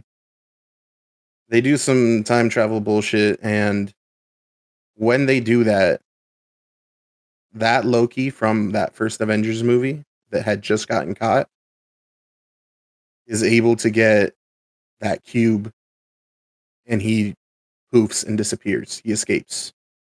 So this is Loki without all of the character growth that he's had in like all the Thor movies and all that. This is just Loki right after the Avengers. And he gets caught by this group called the TVA. And it's basically like a group of people that make sure that all the timelines stay in place. And it led up to Kang being the big bad. And then y'all know what happened with that. But I was wondering what they were going to do with season 2. And I don't know what they were going to do or if they kept it the way they did. But the way Loki season 2 ends, like all this Kang business that like he might not be in the movie or whatever, or he's not, he got fired. Like it kind of takes care of it. Like it's set up in a way where it shouldn't be an issue that this dude isn't in the movies anymore. So that was confusing to me because I actually don't know how they would have done it had Homie still been in the movies. It's got, I forget his name, but the kid from Indiana Jones and also the dad from Everything Everywhere All at Once. He's in it and he's amazing. Like 10 out of 10 performance. If you like time travel, if you want to feel like Marvel cares about their writing, go watch Loki season 2. And like I said, it might be required watch before Deadpool 3 if you want to know stuff. Yeah, we'll see. Plus, these are, I think, 6-episode seasons. They are hour-long episodes, but I think it's just 6 episodes at an hour each. I got pretty burnt out after watching fucking Ant-Man 3. Like, holy shit, what a piece of shit. You know what makes me also really fucking mad about Loki season 2? What? If the writers that wrote Ant-Man had just gotten together with a team of Loki, they could have done some really cool fucking shit. Like, Ant-Man should have been a part of this storyline, and he could have been awesome. But it's very obvious that, like, whoever was in charge of Loki was not the same crew that was in charge of Ant-Man. And they probably definitely weren't the same crew as the people in charge of Kang. And also, it sucks because, god damn, he's such a good actor. Tom Hiddleston? Well, no, yeah, but I mean Kang. Yeah. Jonathan Majors. Yeah, like he does such a good job in Loki. And I'm just like, why? I don't fucking know, dude. It's really hard not to hate women. It's like incredibly difficult. Jake's just like, I'm giving you all the podcast titles you want in this episode, bro. He's like, you want some more? Let's go. All right. Yeah, Loki, definitely. Like, even if you don't know anything about Marvel, like, you can go watch it as a time travel adventure, and it's really fun. I'll probably pick it up when, like, my Marvel fatigue mellows out. All right. Who's up next? Stephanie. Okay, then. I watched Ninja Kamui. I don't know if I'm saying that right, but it's basically on Adult Swim. It's also on HBO Max. And I really don't know how I feel about this. I think today there's probably 4 episodes out. But basically, it's about this ninja organization that is based in Japan. And there have been ninjas that have been leaving this organization to go to different parts of the world. Basically, this organization is like, no, we don't like that. Like, I guess the Japanese way is being spread to all of these foreigners, and we're going to kill anybody who has, like, gone to another place and hasn't stayed within the organization. And so basically, you see, like, in the beginning, this is literally, like, the first 30 minutes or whatever, the first episode, I guess, like, if I'm being honest, probably the first, like, 10 minutes of this episode. But, like, this dude basically gets, like, his shit rocked because of all this stuff, and you just see, like, his family also get their shit rocked because of all of this stuff. Fucking and babes. Honestly, it's just weird because they have, like, alternative music that belonged in, like, the early 2000s playing throughout the episodes. So Are you like, telling me this is fucking some fucking 2000s ass anime? Some fucking AMV ass shit? here's, like, the wild part. I just want you all to think about, like, if Nickelback and Linkin Park came together, that is, like, what I don't think I've ever been sold fucking harder. No, not in a good way. Like, Ever puked There hard. is no bad way. What do you mean? Nickelback, Linkin Park? Look at this photograph. Every time I do it makes me remind myself how I tried so hard. Crash Collision Course? Let's fucking go. I think you all just need to watch it because it's the beginning, the opening theme or whatever is just ridiculous. Also, too, as, like, him and his family, the main character, right? He was a ninja, left the organization. As they're getting, like, fucking just trashed by this organization, they have, like, an acoustic song playing, an alternative acoustic song playing, as basically they're, like, getting just beat the shit out of. And I'm like, I don't know. This sounds So not like Johnny some Cash real vibes. edgy fucking No. 2000 shit, dude. I'm not gonna lie. Yeah, I want you to think about, again, right? Like Slipknot, let's think about Vermilion, that song, but, like, way fucking worse, playing as, like, your, like, 8-year-old kid is just getting fucking stabbed. Like, it's just like, I don't know who was like, you know what? This is what we need in the back of this. So, it's just a weird TV show. And I guess, right, again, another thing about revenge and figuring out, like, what this organization is about. And it's just very much like Adult Swim. Like, some of the lines in this, I'm like, this is, like, so cheesy. But is it good cheese? No, it's not. Well, at least for me. I feel like you all just need to, like, just watch the first episode, see what I'm talking about, and then you'll be like, oh no, Stephanie doesn't know what she's talking about, or you're gonna be like, yeah, like I don't know how I feel about all this all at once. So fast forward to 12 months from now, and my number one, Ninja Kamui. no. I'm either gonna cringe myself into a fucking coma, or yeah, I'm just gonna be like, some good ass anime. Finally, I will just be, I don't know. look at this graph. Well, this dude's fucking wife is being turned into like fucking mincemeat. Pretty much, yeah. See, I'm curious about that acoustic thing now, because I know that I've seen plenty of scenes of like people getting absolutely murdered to Johnny Cash songs, and that kind of goes hard. But when you said acoustic alternative, I don't know. Like I said, I just need to take out that one clip because it also happens so fast. Because like, I guess there's not a whole lot of character development. Like you don't really see like how they're like legitimately a family. It just feels fucking off, and then you find out it is really off. And so I don't know. Let's watch the first episode. Tell me what you think. And this just like brings up a whole nother thing. Have you all heard about like Brooklyn Chipman? Brooklyn what? Chipman? Yeah. No, what's this?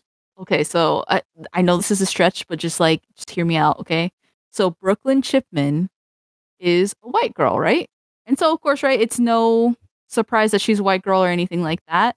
I guess also too, though, she is like one of the top influencers for Latina makeup.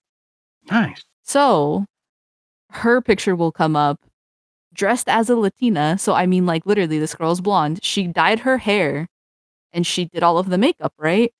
And also, too, she ends up changing her name to fit a more Latina aesthetic. She does this forever. And then finally it comes out like, oh, wait a minute, she's not Latina. And so some people are like, yo, like, she's still like amazing. And other people are like, yo, like, that's kind of wild that like this beauty standard for minorities is now taken over by another thing. And again, right? It was like hidden. So it like reminded me of this just because they're just like, hey, nobody's gonna have like the Japanese culture. Basically, we're taking that shit away. You're not gonna spread our knowledge and like basically anything to other places. And I just thought of this. So thank you for Golden coming Kamui, or not Golden Kamui, fucking Ninja Kamui, justified fucking murder through cultural appropriation. Let me tell you. So well, hold on. So that's the premise of the show. It's Japanese people are mad that there's weebs, so they're fucking killing them. No, I wouldn't say that. It literally is just like, again, right? Like the ninja way is being spread out to foreigners, and we can't have that. So we need to go kill the people. Kill all the ninjas that aren't in Japan. Yeah. Okay. So, and here's the wild part, right? Like that just sounds like somebody who's a foreigner came up with that. So it's just interesting, I guess. Maybe they weren't, but I was just like, that's kind of wild. Be like, okay, we're making a whole show out of this. And I guess also too, the like animation style is like very reminiscent of like the Boondocks. So that American anime shit that I like. Yeah, I was gonna say like I don't know if your intentions were to steer us away from this, but it is now. We fucking love on my list, Stephanie. We love it. We can't get enough, dude. Okay, so I want you to go into this with that same thought process, that same enthusiasm and excitement, and then again, I want you to tell me how you feel afterwards. I'm done. I'm not gonna lie, Robert and I are probably gonna have an amazing time with the show. That's what you say. That's what you say. But hear me out. There's gonna be a point where you're gonna be like, wait a minute, things aren't adding up. But that was the next show that I was never good at math, so it's cool. Didn't you go to Calc too? Yeah, it was a joke. It's because you said things aren't adding up. You know what? It's fine. After like we're done here, I want you all to just hop on HBO Max and just watch it. It'll just be 20, 25 minutes, something like that. That's with the themes at the beginning and end. So perhaps I gotta go back down to Yakima fucking next week anyway. So, I mean, I'll be in fucking town if Robert wants to watch some fucking Ninja Kamui. I'm down. I'm just gonna drop in that theme song really quickly into the chat so you all know what I'm talking about. I just want to hear more about this fake Latina, bro. Yeah, yeah. So that's real life. Like a white girl pretended to be Mexican. Oh yeah, like Made I guess money if off you it? also if you search like Latina makeup, right, in Pinterest or whatever, like her picture will come up. Not anymore, I don't think, but like legitimately changed her name. Also to kind of hid the fact of who her parents were. And like again, dyed her hair, did all of this stuff to meet the aesthetic. But it passed like for a long time. Yeah, So nobody she, like so she questioned did it. actually look Latina. I guess hold on. So I like also want to put that in the chat, but there's just a lot. You're telling So, me I yeah. can have my cake and eat it too? I was about to say Are you it's gonna called Latina ask- fishing, so Get myself a white girl and then tell herself to dress like a Latina and do makeup. Whatever floats your boat, buddy. you guys are wild. Just throw that out there right I now. didn't say anything. What the fuck? Whatever. It's probably really good for her brand optics, Robert. I mean, probably, it's This is me gotta follow roasting the her. Azucena route. Yeah. Yeah, this is me roasting his fucking Tekken main because she joins Hitler because it's really good for her brand optics. She's got to get that coffee out somehow, bro. She's just on that grind. And and you know what? If we're appropriating a culture and it happens to be like she's taking it back, bro. She's gonna use that money. She's help her Peruvian. She's not country. even Mexican. I didn't say she was Mexican. What, Peruvians can't be on that grind? I was gonna be like Brooklyn Chipman. I don't think she gave anything back. I'm just gonna throw that out there. I'm talking about Azucena. Or really appropriate only to put back in the community.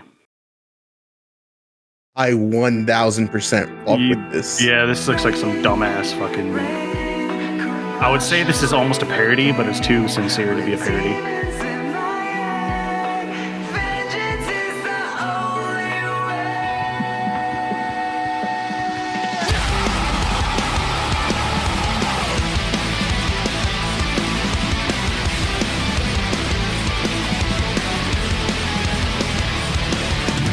Wait, hold on. So you guys like it? I like this song. What the fuck? This dude literally screams revenge. Stephanie, Have you seen? I love Kengan Ashura. Have you fucking watched the openings to Kengan Ashura? I have not, but like, Okay. if it's like that, I don't know. Have you heard the guilty? Have you heard the Guilty Gear music that we like? Yeah, what the fuck? Whoa, way different. Way different. What do you Let's not mean? bring that into it, all right? You just said, oh, they're yelling revenge. Like he literally yells revenge. Like I gotta tell you, Guilty Gear. Yeah, way to put sorry. shit on my list, bro. Oh my god. I just cannot. I don't even know what to say. Let's see the Kengan Ashura one. Yeah. Let's go!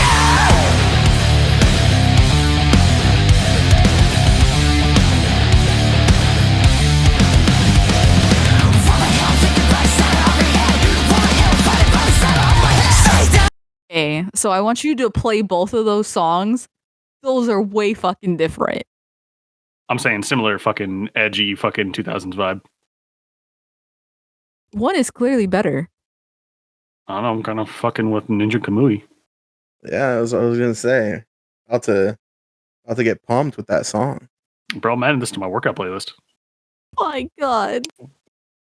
I like how Stephanie's like, yeah, I've only watched like 3 of these episodes. I'm just gonna talk about it a little bit. It won't even be a thing. And then we're like, oh shit. I'm gonna make a leg day playlist called Kengan Ashura, bro. Oh, Every Tuesday, we going hard at the gym. Ninja Kamui just made the list. I mean, it looks pretty fire. I'm sorry. Yeah. You don't know what you did. We don't. This probably wouldn't have been on our radar, but now. But now it is. All right, Ninja Kamui. Gonna have to check it out. Did she like actively pretend to be Mexican, or did she just hide that she was white and appeal to Mexicans? She actively pretended to be Latina. And also too, I don't know if you see. Oh no, it doesn't have it. But if you click on it, it shows like what she changed her name to. Oh yeah. Oh, that's crazy. So again, she wasn't like to her followers like, "Hey, I'm cosplaying as a Latina." Like she again adopted the whole thing. She like hid. I don't know. Do you all know the whole like Rachel Dolezal Okay, story? Yeah, she's from Spokane. Yeah, that's why I was yeah, like, like Stephanie actually like knew her, right? yeah, I was like, I've seen this woman. She would actually have to like come into. I don't even remember what she did. I don't know if she was like an advisor for student government or whatever the fuck, right? Nice. But it was wild. But anyway, somebody on our student government like had thought that something was off, so she did an interview and she actually uploaded the interview to like her Facebook when all of that stuff came out and it was just wild. Like you could hear her again, right? Blatantly covering up and lying about like her identity. So it's wild. I'm not saying that Brooklyn Shipment went to the same exact length though, because like again, the Rachel Dolezal thing, she was like the head of like a Black and African American like I thought she was network in like Spokane. ahead of like the double N ACP or whatever the fuck it was called. Yeah, that's what it was. Also, too, Branch of right? Spokane. Yeah. Same thing with like EWU. Like she did so many different things related to like minority, just like empowerment and all of this other stuff. And so it was just like, what the heck? I'm gonna tell you right now, right? Like Clint Shipman wasn't like, oh yeah, like let's fight the good fight, right? Like she really was just like posting herself as a Latina with different makeup. I mean, you can't be like too mad, but also too, right? Like I guess you were making money off of it, so it's kind of wild. I'm not saying she doesn't look good as a Latina. I'm just throwing that out there, but Well, I mean, it's just wild. it is mildly racist, but is it also not flattering? Okay, let me tell you something real quick, and I don't know how I feel about it because on the one hand, I think it's really fucking funny. On the other hand, I'm like, it's a little rough. The name she changed to is Una Gutierrez, I which know. translates to some One. Gutierrez, like just a Gutierrez out there, which is kind of wild because it'd be like if someone was like in Spanish class, you know, when you have to pick Spanish names, they're like, what's your name going to be? Some Gonzalez. Just whichever. Just some Gonzalez. All I'm saying is you're Mexican. You're allowed to have a strong opinion about this. No, I know, but I'm saying I don't know how I feel about it because, like I said, it's really fucking funny to me that she got away with that, and just literally the name is Una Gutierrez. But on the other hand, I'm like, you could have been a little more selective on the name. Like if you were trying to hide this is really like the Amazon Evil Corporation having a smirk as their logo type deal. Well, I guess also too though, right? Like people do pick like interesting like nicknames. Again, right? Like Snow the product. Like again, she's a Mexican rapper. And also too, she has a clothing brand and I think she also has a makeup brand. She does a lot. But again, right? Like I guess you can choose anything as like a stage name or whatever. So I was like, maybe people were like, oh, this is just like who she presents herself on social media, which I could totally see. I mean, I get it. She looks better as a Latina than as a white girl. So let me tell you. So also too, like people, not to say that people are ripping her a new one, because they're also saying like, hey, like she still looks really good with like the makeup. And like, who are we to come at her? Because again, also too, right? Like different cultures have like taken different aspects, just like we've taken different aspects from like different cultures in terms of makeup. Well, I'm just like, but also too, like changing her name. Yeah, like, Jake, what do they? I mean, no, like the fucking aesthetic part is fine. It's the name part of this that is fucked. Yeah, and I guess just like kind of the pretending, like again, right? Like this happened to any other, like I guess like race or culture, like would it be talked about more? I don't know, but it's just like people have been appropriating yes, black culture and Asian beauty trends for forever. But no, like I'm also like, because what do they? You know those Japanese women that want to look like American women? You know, those American women that want to look like Japanese women. Well, no. Yeah, I'm saying like, but over there, it's like a trend, right? Well, I guess I want to say this, like in Japan, right? There is a whole like chola Culture lifestyle. about that. Yeah, that's what I'm saying. Like they have all that. But I guess also too, though, like another part is that none of them are saying though that they're Latina, right? they're not changing their names. Yeah. I was like, they're just adapting the aesthetic and they're fucking pulling it off. Let me tell you, like they look really good. But again, they're not being like, oh, well, I'm not Japanese. Yeah. So it's just kind of like wild. And I get it. People are like, oh, she looks really good. And I totally agree. But I'm also just like, but also too, like, there are so many like beauty influencers that are like, hey, I'm going to do the Latina makeup style, but they don't claim it to be their own. Same thing with like, there's a specific makeup style from like China. People really like doing right now. Because also too, like their products are freaking amazing and they have like the most beautiful packaging. But again, right, like these women aren't like, oh, I'm Chinese. Like, well, yeah, I feel like there's nothing wrong with adopting a fashion trend from other fucking countries. I mean, it's kind of the whole point of fashion. But also, I wouldn't be like, well, I really like Korean streetwear, so I'm going to go ahead and change my name to something Don't do it. Not white. Okay. Upper, you're going to do it? What? No, I said don't do it. I was going to say something super fucking racist. Oh, man. So I promised there was like a link, right, with the whole thing that I guess apparently you guys would fucking love like this new ninja anime, but again, just keep me updated when you watch it. Will do. All right, Jake, what do you got? Fuck, I don't know, dude. I lost my train of thought. I was thinking about this fucking fake Mexican bitch. Let's see. Oh, yeah, you know how we got in an argument about me yelling at you that Carol's definitely not autistic? Oh, yeah? Yeah, so I watched Love on the Spectrum. Bruh, iconic. Anyway. Yeah, you know, after my breakup, I was really just looking for some dating tips. This fucking show is cringe. It's nobody's fault. It's literally not anybody's fault that it is fucking cringe. But some of the people on the show are very cringe. But in a wholesome kind of way. Did you watch season 1 and season 2, or? No, just season 1. Well, because like I legit didn't actually know that much about autism. Like I didn't know anything about it other than people crack jokes about it. But now I feel like the show was at least mildly informative to someone who was ignorant, like me. Do you still think Carol's not autistic? I still think Carol's not autistic. Carol has a level of self-awareness and self-analyzation that some of these folks do is not a spectrum. Have. Like, straight up, some of the shit that is said on these dates, if they weren't autistic, would be absolutely fucking brutal.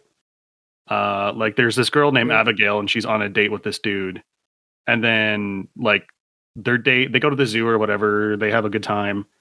Look at all the animals and shit or whatever, and then the date ends, and he's like, "Hey, would you be interested in doing this again?" And then she's like, "I don't know. I'll let my mom know." And I was like, "Damn!" But like, her letting her mom know means, yeah, I'm interested, so I'll let her know to set something else up. But if she's like, "I don't know. I'll let my mom know," in any other context, that's just like, bro, get the fuck out of here. Could you imagine telling that to somebody on the first date? Yeah, it's absolutely fucking, like, it destroyed me. And I know, like, he took it like, oh, okay, cool. But I would, like, I died. I was deceased. Oh, gosh. Okay, wait a minute, though. Okay, so you should watch the second season, though. I don't know. And I also, don't know if I can handle it, bro. I could literally, like, my blood pressure could not handle me watching more than one episode in a day. You have to. Like, oh my gosh. What is her name? Is it Danny? Dude, I cannot fucking handle Danny, bro. Okay, so Danny, super high functioning. She's got like a bachelor's degree in animation and a master's degree in business. Damn. And she has her own animation studio. Super high functioning, super successful, super pretty. But oh my fucking god, some of the dates she goes on are absolutely fucking brutal. And she goes on multiple dates. And I guess also too, Robert, she does have an animation studio, but I guess like you would just need to watch it. Yeah, so the deal is like she like revolves her entire life around animation and her obsession with it, which is cool. But like she's like, yeah, I'm basically looking for a partner that I can work with that is super into animation, that is into animation as much as I am, and is also as good at animation as I am. And I was like, oh, that's a pretty tall order, buddy. I mean, and she like wants them to be as successful as her, and I'm like, I don't know how to. You got to temper expectations, buddy. And even like her aunt and uncle that she lives with is like, it's okay if not everybody has a master's degree. Right. And I guess I was also going to throw that out there. She still kind of lives like with her family. I guess also too, her animation business is teaching kids animation.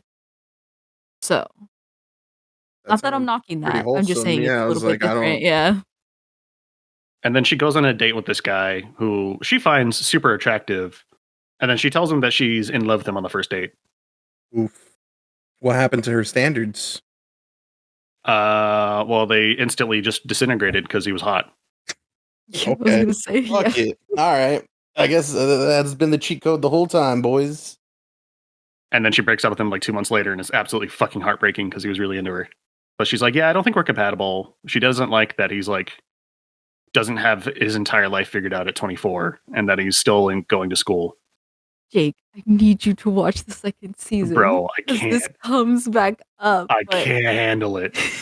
But also too, just kind of for your knowledge as well, Robert, like I think this is it in Australia or is it in the UK? I don't remember. They have a Australian version of the show, and the one I'm watching is the US. Okay, then if Danny's in it, so then that is the same one. So also too, I don't know exactly what's going on with the whole show, but they don't just like have them go on dates with people who are like on the spectrum. They also have them go on dates with like different, I guess, like developmental disabilities. So you could go on a date who also has like autism, or you can go on a date with like someone who has Down syndrome, or you can go on a date with somebody who has a combination of just a lot of different things. And so I believe the term is neurodivergent, but So is there an app for that? How do they find them? I don't know. The way I think this works is the show producers help set up the dates unless you're like high functioning enough to just figure that shit out yourself. But yeah, what I mean though is like as a TV show creator, you just go like on the casting call, be like looking for people on the spectrum who are single and want to date. I don't know, dude. Maybe it's a Craigslist ad. I can fucking tell you about the logistics. yeah. But I don't know. Like I said, it's a really wholesome show. Like you really do feel how much patience and love all these family members have for these folks that are on the spectrum, and like how proud they are of them. Like there's this dude named Sabad who like he's interested in dating, and it's like his birthday or whatever. So his mom's like giving him a speech about how far he's come and how proud she is of him and how successful he is and how much she loves him. And like his dad has been pretty quiet this entire time so far and seemed kind of distant. And I was like, oh damn, I hope this dude isn't like not proud of his son for being autistic. And then like during that speech, he's just in the background, just fucking in full on tears, fucking melting. And I'm like, damn, this dude really does love his son. That's nice. Little wholesomeness. No, I like the wholesome family dynamics. Yeah. Also, too, there is like this older man. Yeah, fucking Steve. Steve is a goddamn king. I fucking love Steve. Yeah, he has like the voice of like a voice actor. Like it is bananas. And I guess he has like a personal assistant. Like yeah, he has like really cute. Like a I don't know, a maid, a handler. I don't know what she is.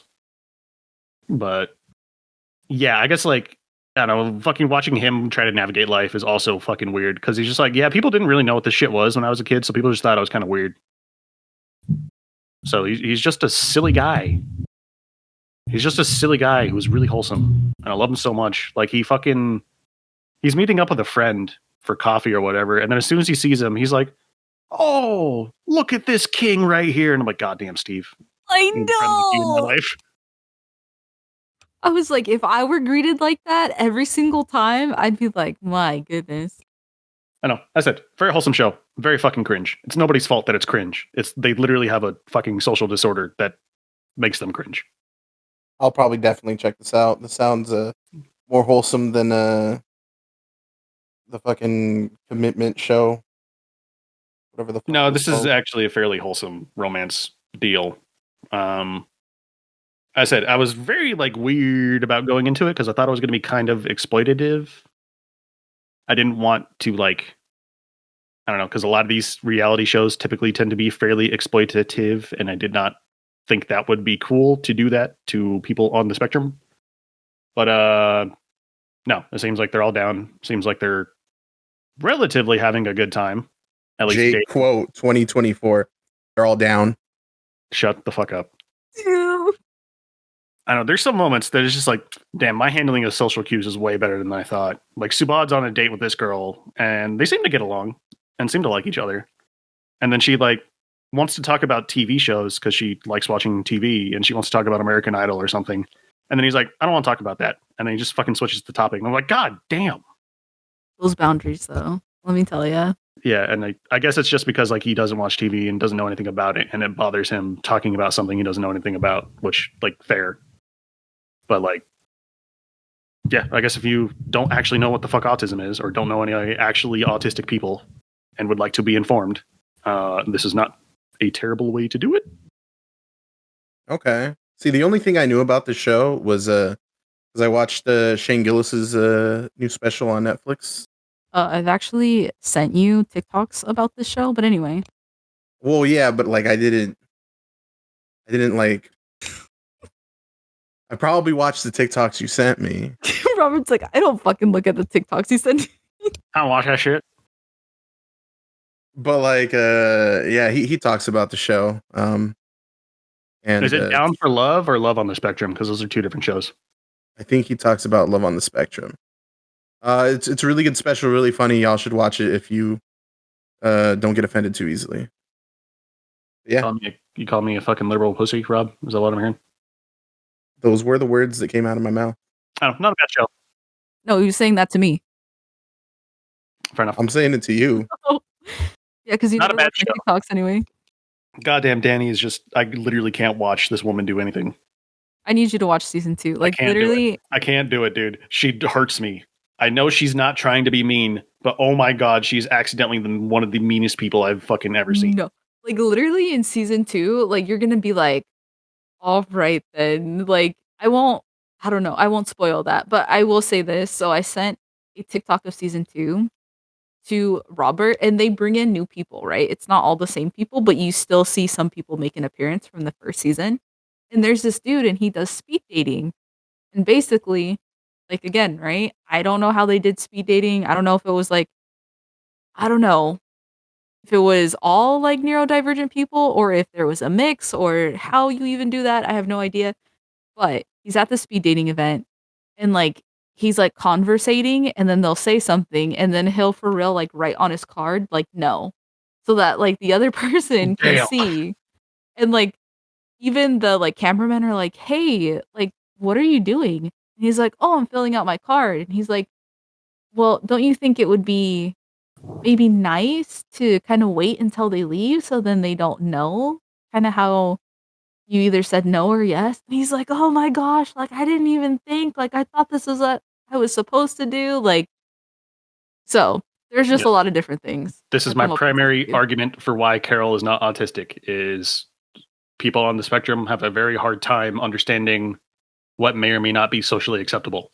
Well, there's this guy named James, and James, there's nothing wrong with James, like, other than his Asperger's prevents him from speaking in a normal way.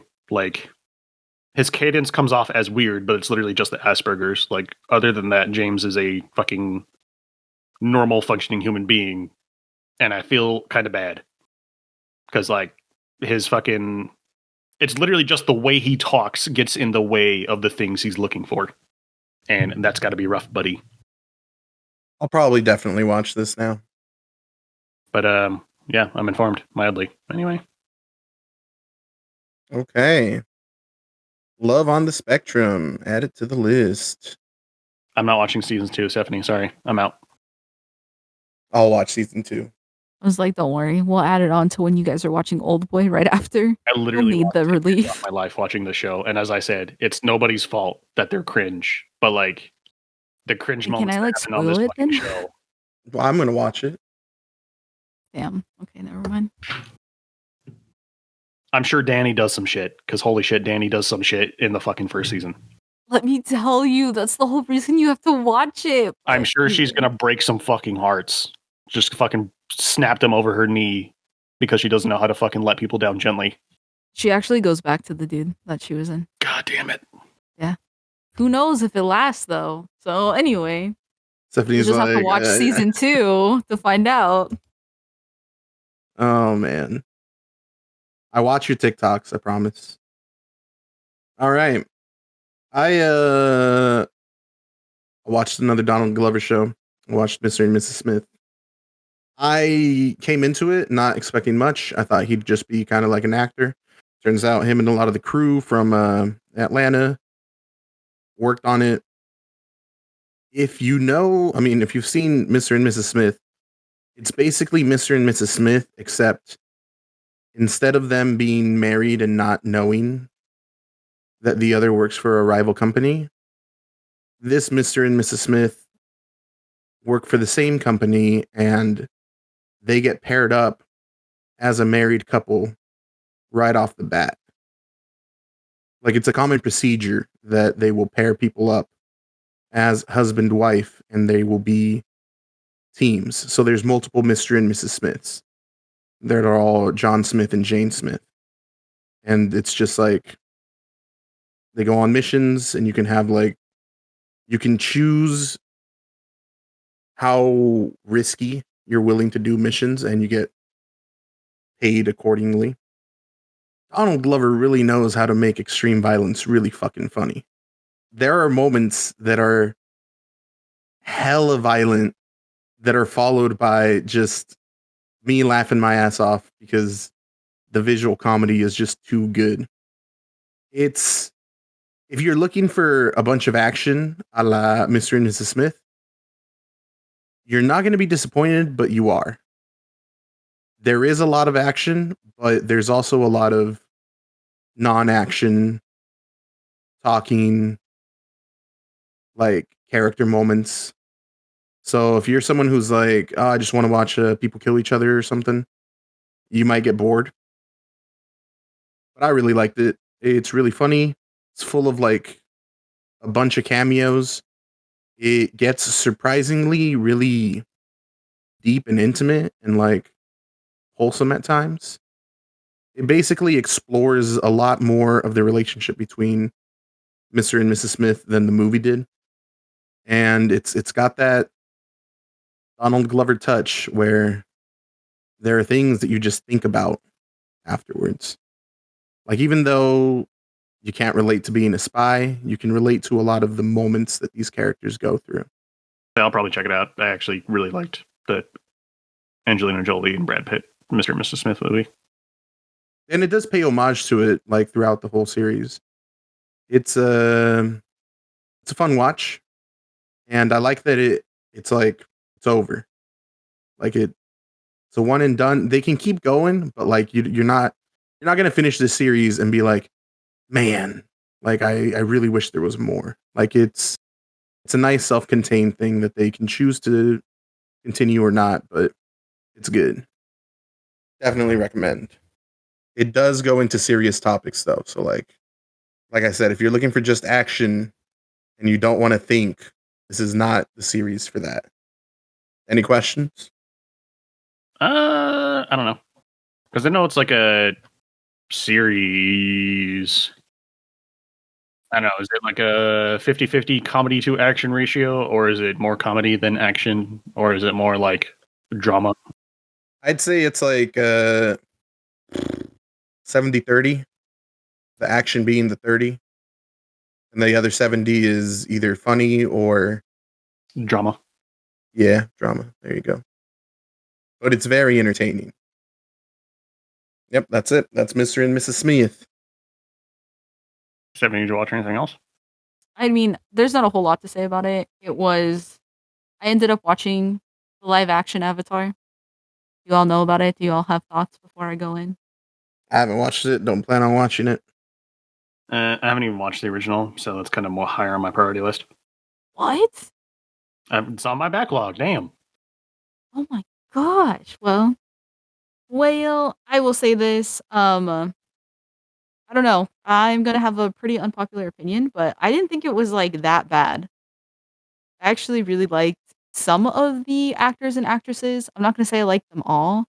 And also too, like with this live action, they go really freaking quick through like, I don't even know. I think they go through all of like book 1, which is like water, right? And then also too, I think they even, I don't know, start a little bit into the next one. And so it is like kind of ridiculous compared to like the original show, just because again, there's just not that sense of like closeness. And also too, like with people meeting new people, their relationship develops really fast instead of it being like the show. So with that being said, there's that. But also too, I think for a live action, it's not that bad. And also it like made me want to watch the original, which I did. And then I never finished Korra. So then I started that. I still don't know how I feel about Korra, but it's okay. We're what? Nope, I lied. I think I'm like 13 episodes in for Korra. So we are here. We be watching it. I'm just gonna say this. I think that if you watch live action and it makes you want to watch the original, that speaks for itself. I mean, I'm gonna say this. I don't think I took it as in like, oh, this fucking sucks. I need to like watch the original. It was like, oh hey, like this is a show that I really liked. And it just reminds me of it so much, right? Because it is based off of it. But also too, it's like wanting to get back into it. Because there were things that were like also thrown out there where I was like, did that actually happen? Some of the things did actually happen, but also too, right? They did take liberties into making it different. And I don't think that's necessarily a bad thing. And I Yeah, think no, I was gonna say I've heard the show is like totally fine. Like it's not a fucking Cowboy Bebop shit show, if that's what folks were expecting. yeah, I was about to say I would also agree. Like, and I get it. Like, Aang is like a lot more mature. Put that in quotation marks. But I think also too, it's because the pacing is so fast. They don't have all of the time that they did probably with the TV show. So I can understand like why they did things a certain way. So I liked it. I'm not gonna say it was my favorite, but also too, it wasn't the worst thing. So Are you gonna finish it? I already finished it. Oh, okay. I thought you said Yeah. you only watched a little bit of it. Mm-mm. I watched all 8 episodes. Okay. Okay. I didn't finish Korra. I'm still working on that, which is separate. Yeah. Okay. Yeah. Probably not gonna watch it, but fair enough. I said I probably need to get around to the original before I fucking even stare at the live action. Kind of really want to watch the fucking M. Night Shyamalan movie though. I haven't seen it. If I'm in the mood to like feel something, I'll probably throw it on. I think I'd rather watch the Dragon Ball movie. They're about to say old boy. All right, Jake, you watched another show. Sure did. And I'll wrap this shit up on my end. My sister, after the hockey game the next day, we caught up on Shorzy, which is Jared Kiso's new show, the guy who makes Letterkenny. So Letterkenny is a show that I absolutely fucking love. Like Letterkenny is one of the few shows that I'll just put on and rewatch all the fucking time because I think it's so fucking funny. And Shorzy is a show about one of the characters from Letterkenny getting his own spin-off show, who was played by Jared Kiso, who also plays the main character Letterkenny. And he's charming as fuck in the show, Shorzy. Yeah, have you watched Shorzy? I've seen him hitting on that girl. No, see, like Shorzy is a aging hockey player playing for quote unquote AAA whale shit hockey, which just means it's not like NHL professional leagues, but it's like local leagues or whatever. And he has a true love and passion for the game. And the main narrative of this fucking show is the team he's on fucking sucks ass. And the owner of the team is getting so fed up with these fucking losses and the lack of people buying tickets to see the local team play that she's about to just like disband the team. So his brilliant idea is we get some old blood in the team. So he like hires a group or a couple of guys that he knows onto the team. And then he basically tells a reporter at the local newspaper, yeah, if we lose one more game this season, we'll just disband the hockey team. So it's a little real come up story for this really shitty hockey team. But also, Shorzy is one of the funniest motherfuckers in Letterkenny. Like, he just roasts people because he's mean as fuck. And he's just the king of your mom jokes, basically. Classic. Like, and it is now proven canon that he did fuck the hockey players' moms in Letterkenny. Like, it is now cemented into canon that he just did that. Okay. Hopefully not all the things he was describing, but okay.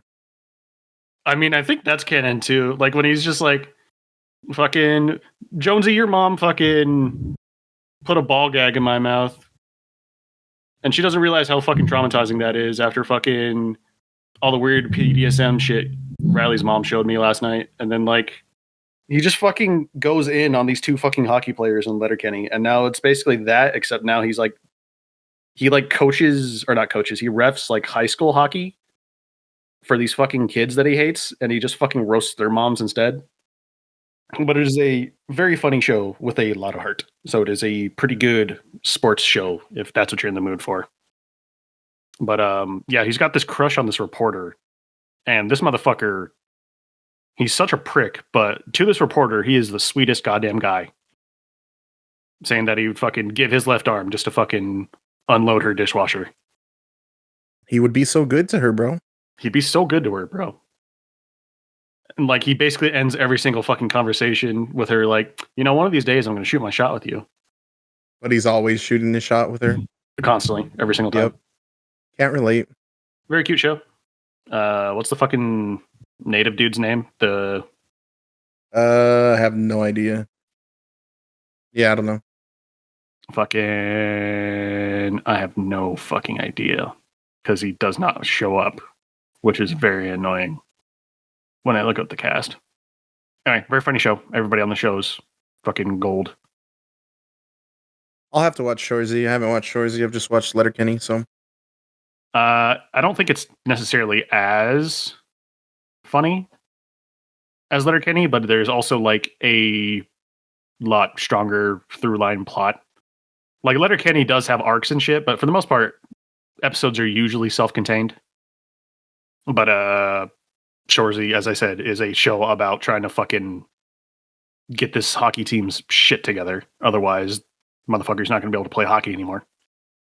And I think Y.K.C legit, like, Shorzy, I guess, is missing a tooth. And I think Y.K.C is actually missing that fucking tooth. Because there's just a big-ass fucking gap in his fucking teeth. But yeah, if you like Letterkenny and you enjoy the sense of humor, go check it out. Probably will. All right. Time for other stuff. I have news. So, y'all know I've been reading Martial Master Asumi, something that I really wanted Jake to read. It's really good, and something happened that I was super excited about.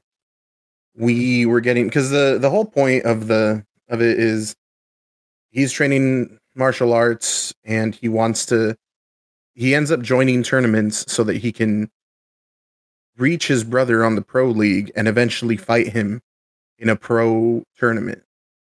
And we had just gotten to where he had a couple of fights in, he had a couple of wins. And so he was able to join a tournament, and it was about to be like a tournament arc. And I was super excited about it.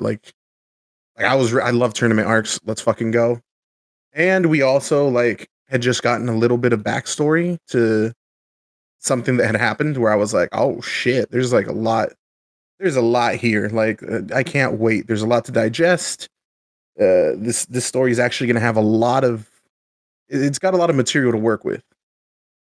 But apparently Shonen Jump did not think that it made enough money, so they canceled it and gave him one more chapter. And while it still ends satisfyingly, it literally one chapter stops and it's about to be a tournament arc. And then the next chapter is a hella future forward to the fight with his brother. Like it just skips time and it's like, okay, he made it there. Now here we go. And like I said, I still really like how it ends. I still think it's good. It's just sad because it's obviously rushed. Like homie had shit that he was planning and preparing. He was cooking. And then you can tell that they told him, hey, this is going to be it for you. Wrap it up. And so then he had to do it, and I think it's 1 or 2 chapters that he had to wrap everything up, and that was a little sad. I still recommend reading it. I'm just very upset that, like, clearly man didn't get to tell the story he wanted to tell. Yeah, that's fucking brutal, bro, because I was going to look into it eventually. I just have other shit on my manga backlog. I mean, now it's just 32 chapters, so. Got the real fucking Tepu treatment, huh? Well, I mean, Tepu, I don't feel like it ended that abruptly, but. Well, no, it's just jarring because, like, literally, like, it's about to be a tournament arc, and then next chapter is like, well. Yeah, at least Tepu got to finish a tournament arc when it's very clear they had multiple planned. Yeah. It was very sad, but I mean, at least it exists. At least it was out there. So, yeah, that's my bittersweet news for other. Still recommend y'all read it. Anyway, Stefania, what do we got? This last thing, Jake, did you have anything? Nope, sure do not. All right. So this is just a YouTube video. It is by the Y-Files dude. And I don't know if I'll go like too in depth. I'll just say like kind of what it's about. And I guess it is about Mike Markham. And I had no idea that this story even existed. Basically, this 21-year-old that just graduated with his AA in like I don't even know what it is. It's like electrical something, but it's not electrical engineering because it's a 2-year degree. I don't remember what it's called though. But you guys get what I'm saying. So basically, right, he gets this degree. He's like, oh, hey, I know kind of like what electricity can do. I want to make a time machine. And so he basically like starts the process with making a Jacob's ladder. I didn't know what a Jacob's ladder was, but it's basically like where there are 2 like kind of like metal rods that are coming out, right? And then electricity oscillates between both of them. And it makes like a vortex, I guess. And so he got to a point where he was actually able to send like small objects through this vortex, and he had no idea where they ended up going, but they weren't there anymore. And so he's like, you know what? Like, I think I can really do something. He's like, but I don't have the money to buy a transformer, which is basically like those big things out, right? Where they have all the electricity things. And so he ends up stealing them. Transformers change the current from low voltage to high voltage or high voltage to low voltage. Cough. Wait, what? A transformer changes low voltage to high voltage or high voltage to low voltage.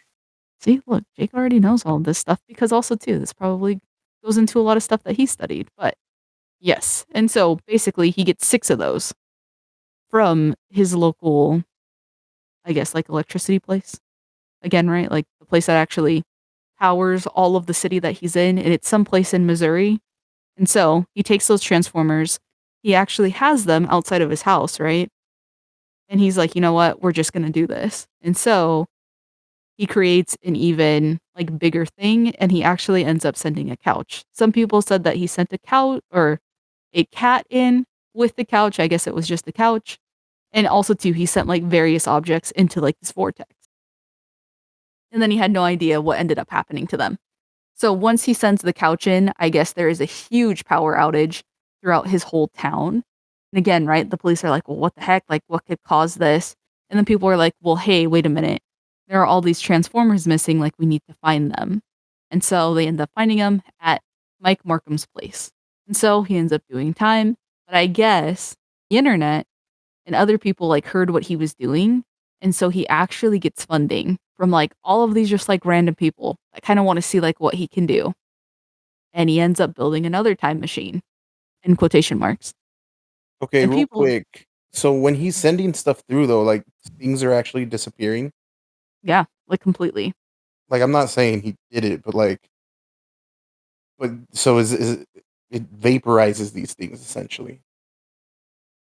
No. So at the point, right? They didn't know where it was going. This is his first, I guess, trial run. So people didn't know if like they actually like disintegrated or not, but they're like, well, it couldn't be because there's like nothing left over, if that makes sense. And like also too, if they were vaporized, there would still be like something left. Is kind of what his reasoning was. And so after he like tries this trial run, right? Nobody actually really believes him. But then internet gets it. So then he actually gets a whole warehouse, builds this thing, and I guess it's like very similar to the Philadelphia project. I don't know if you guys have heard of that or not. No, I don't remember anything about the Philadelphia project.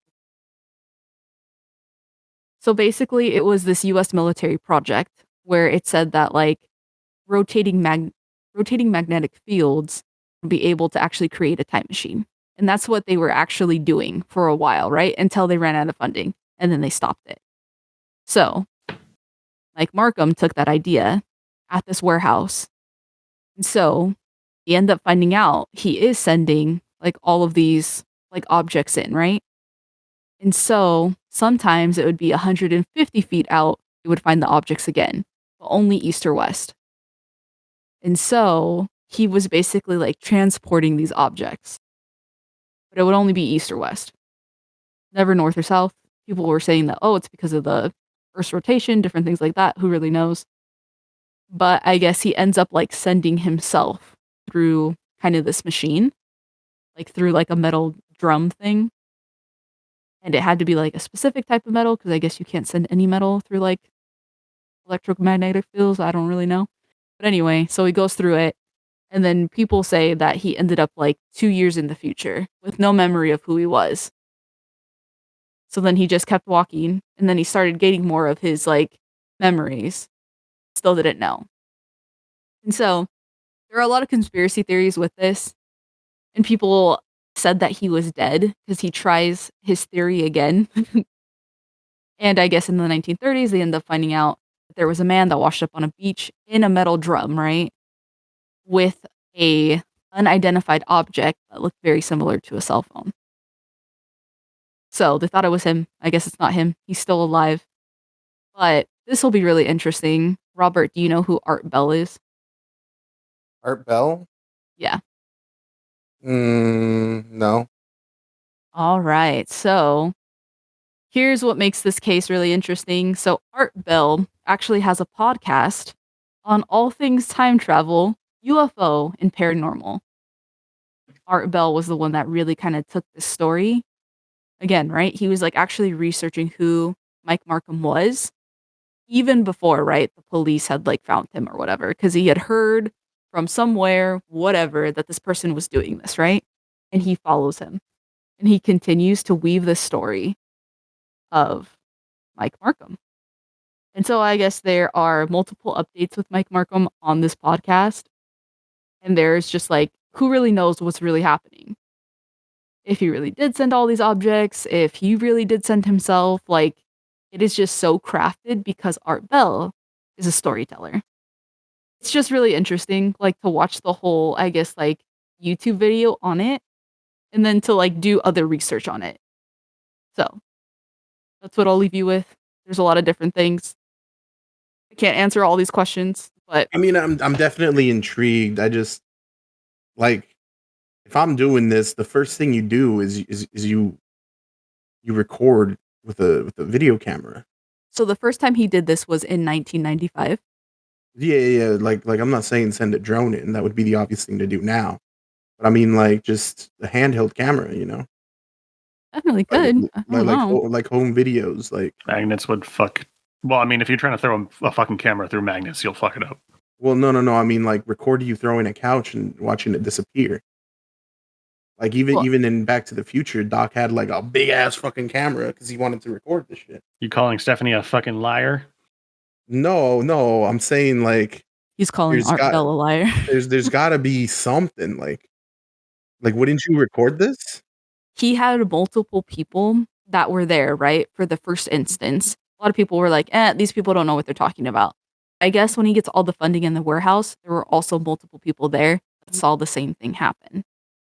And it was documented in all of this other stuff. Where are those documents?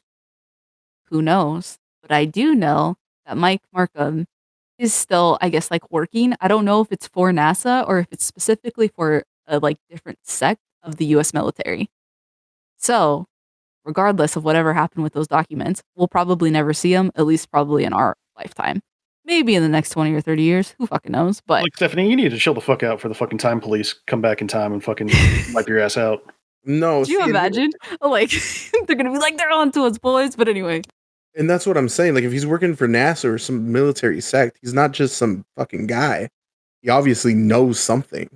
So, like, I feel like you would document. Like, there's no way that, like, you don't. Well, I guess here was the wild thing, right? And also, too, really only Mike Markham probably knows what the fuck happened. Because I guess, as well, with the warehouse, he said he had went back after these 2 years, and there was nothing. And I guess, who knows? If you don't pay your rent right for a whole building, they can do whatever they want with that information. I'm pretty sure the military was the one who, like, if a... Probably. But I guess also, too, right? What Mike Markham was doing wasn't, like, new. He took things from, like, Einstein's theory of relativity, and then also to things that Nikola Tesla was working on, and then also to what they were doing with the Philadelphia Project. Like, he took all of these things and combined them. I'm pretty sure, right? Like, the military probably also thought to do these things. But maybe he just did it in a way that, I don't know. So what you're saying is, I got to go back to school. And this is possible. We can do this. I mean, also to remember, this was 1995, and they didn't notice that these huge transformers were gone because he was in a rural town of Missouri or near there. So, did we do the same thing? I don't know about that. Would we ever do the same thing for the sake of this podcast? Absolutely not. But it was just an interesting story to kind of see and to be like, why have I like never heard of this before? Like, this is just wild. So what you're saying is, if right now I decide to put in all my time and passion into making this time machine, could you also disappear for multiple periods of your lifetime? Most definitely. the world will never know. Well, I'll go build a time machine and figure it out, bud. Yeah, I'm gonna need a time machine to get through my backlog, bro. In this lifetime. Same. But anyway, there's a link if you all kind of want to see it.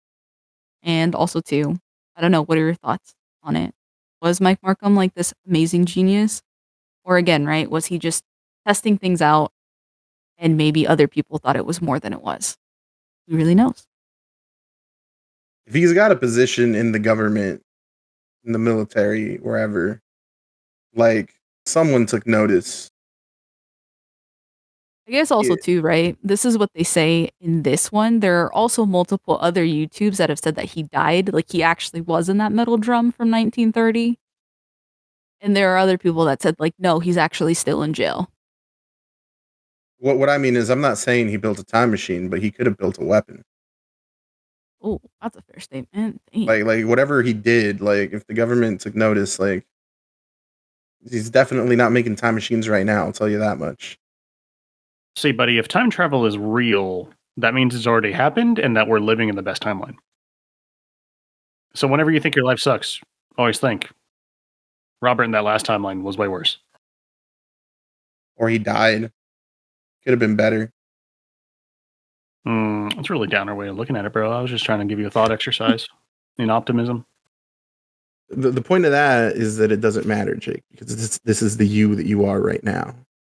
And so you should just try and make this version of you the best, because it's the only version that is already exists. the best fucking timeline, bro. Huh? So this version of you is already the best timeline, bro. Aww. Well, was my point here. We got to the same spot in the end. No. Do you all believe in time travel or not? I very much think that, like, if time travel were real, it wouldn't be time travel. Like, I do go, like, when Jake says, like, it already happened, it did already happen, because if you make any change, you branch out to a different timeline. I don't occupy my mind space with things that might potentially give me anxiety. So aliens, get the fuck out of here. Time travel, fuck out of here. Vampires, werewolves, fuck out of here. Basically, the whole Art Bell podcast. Get that out here. Yes is my answer, but do you believe in time travel stuff? I don't know. After like hearing some of these things, I'm like, maybe it really does already exist.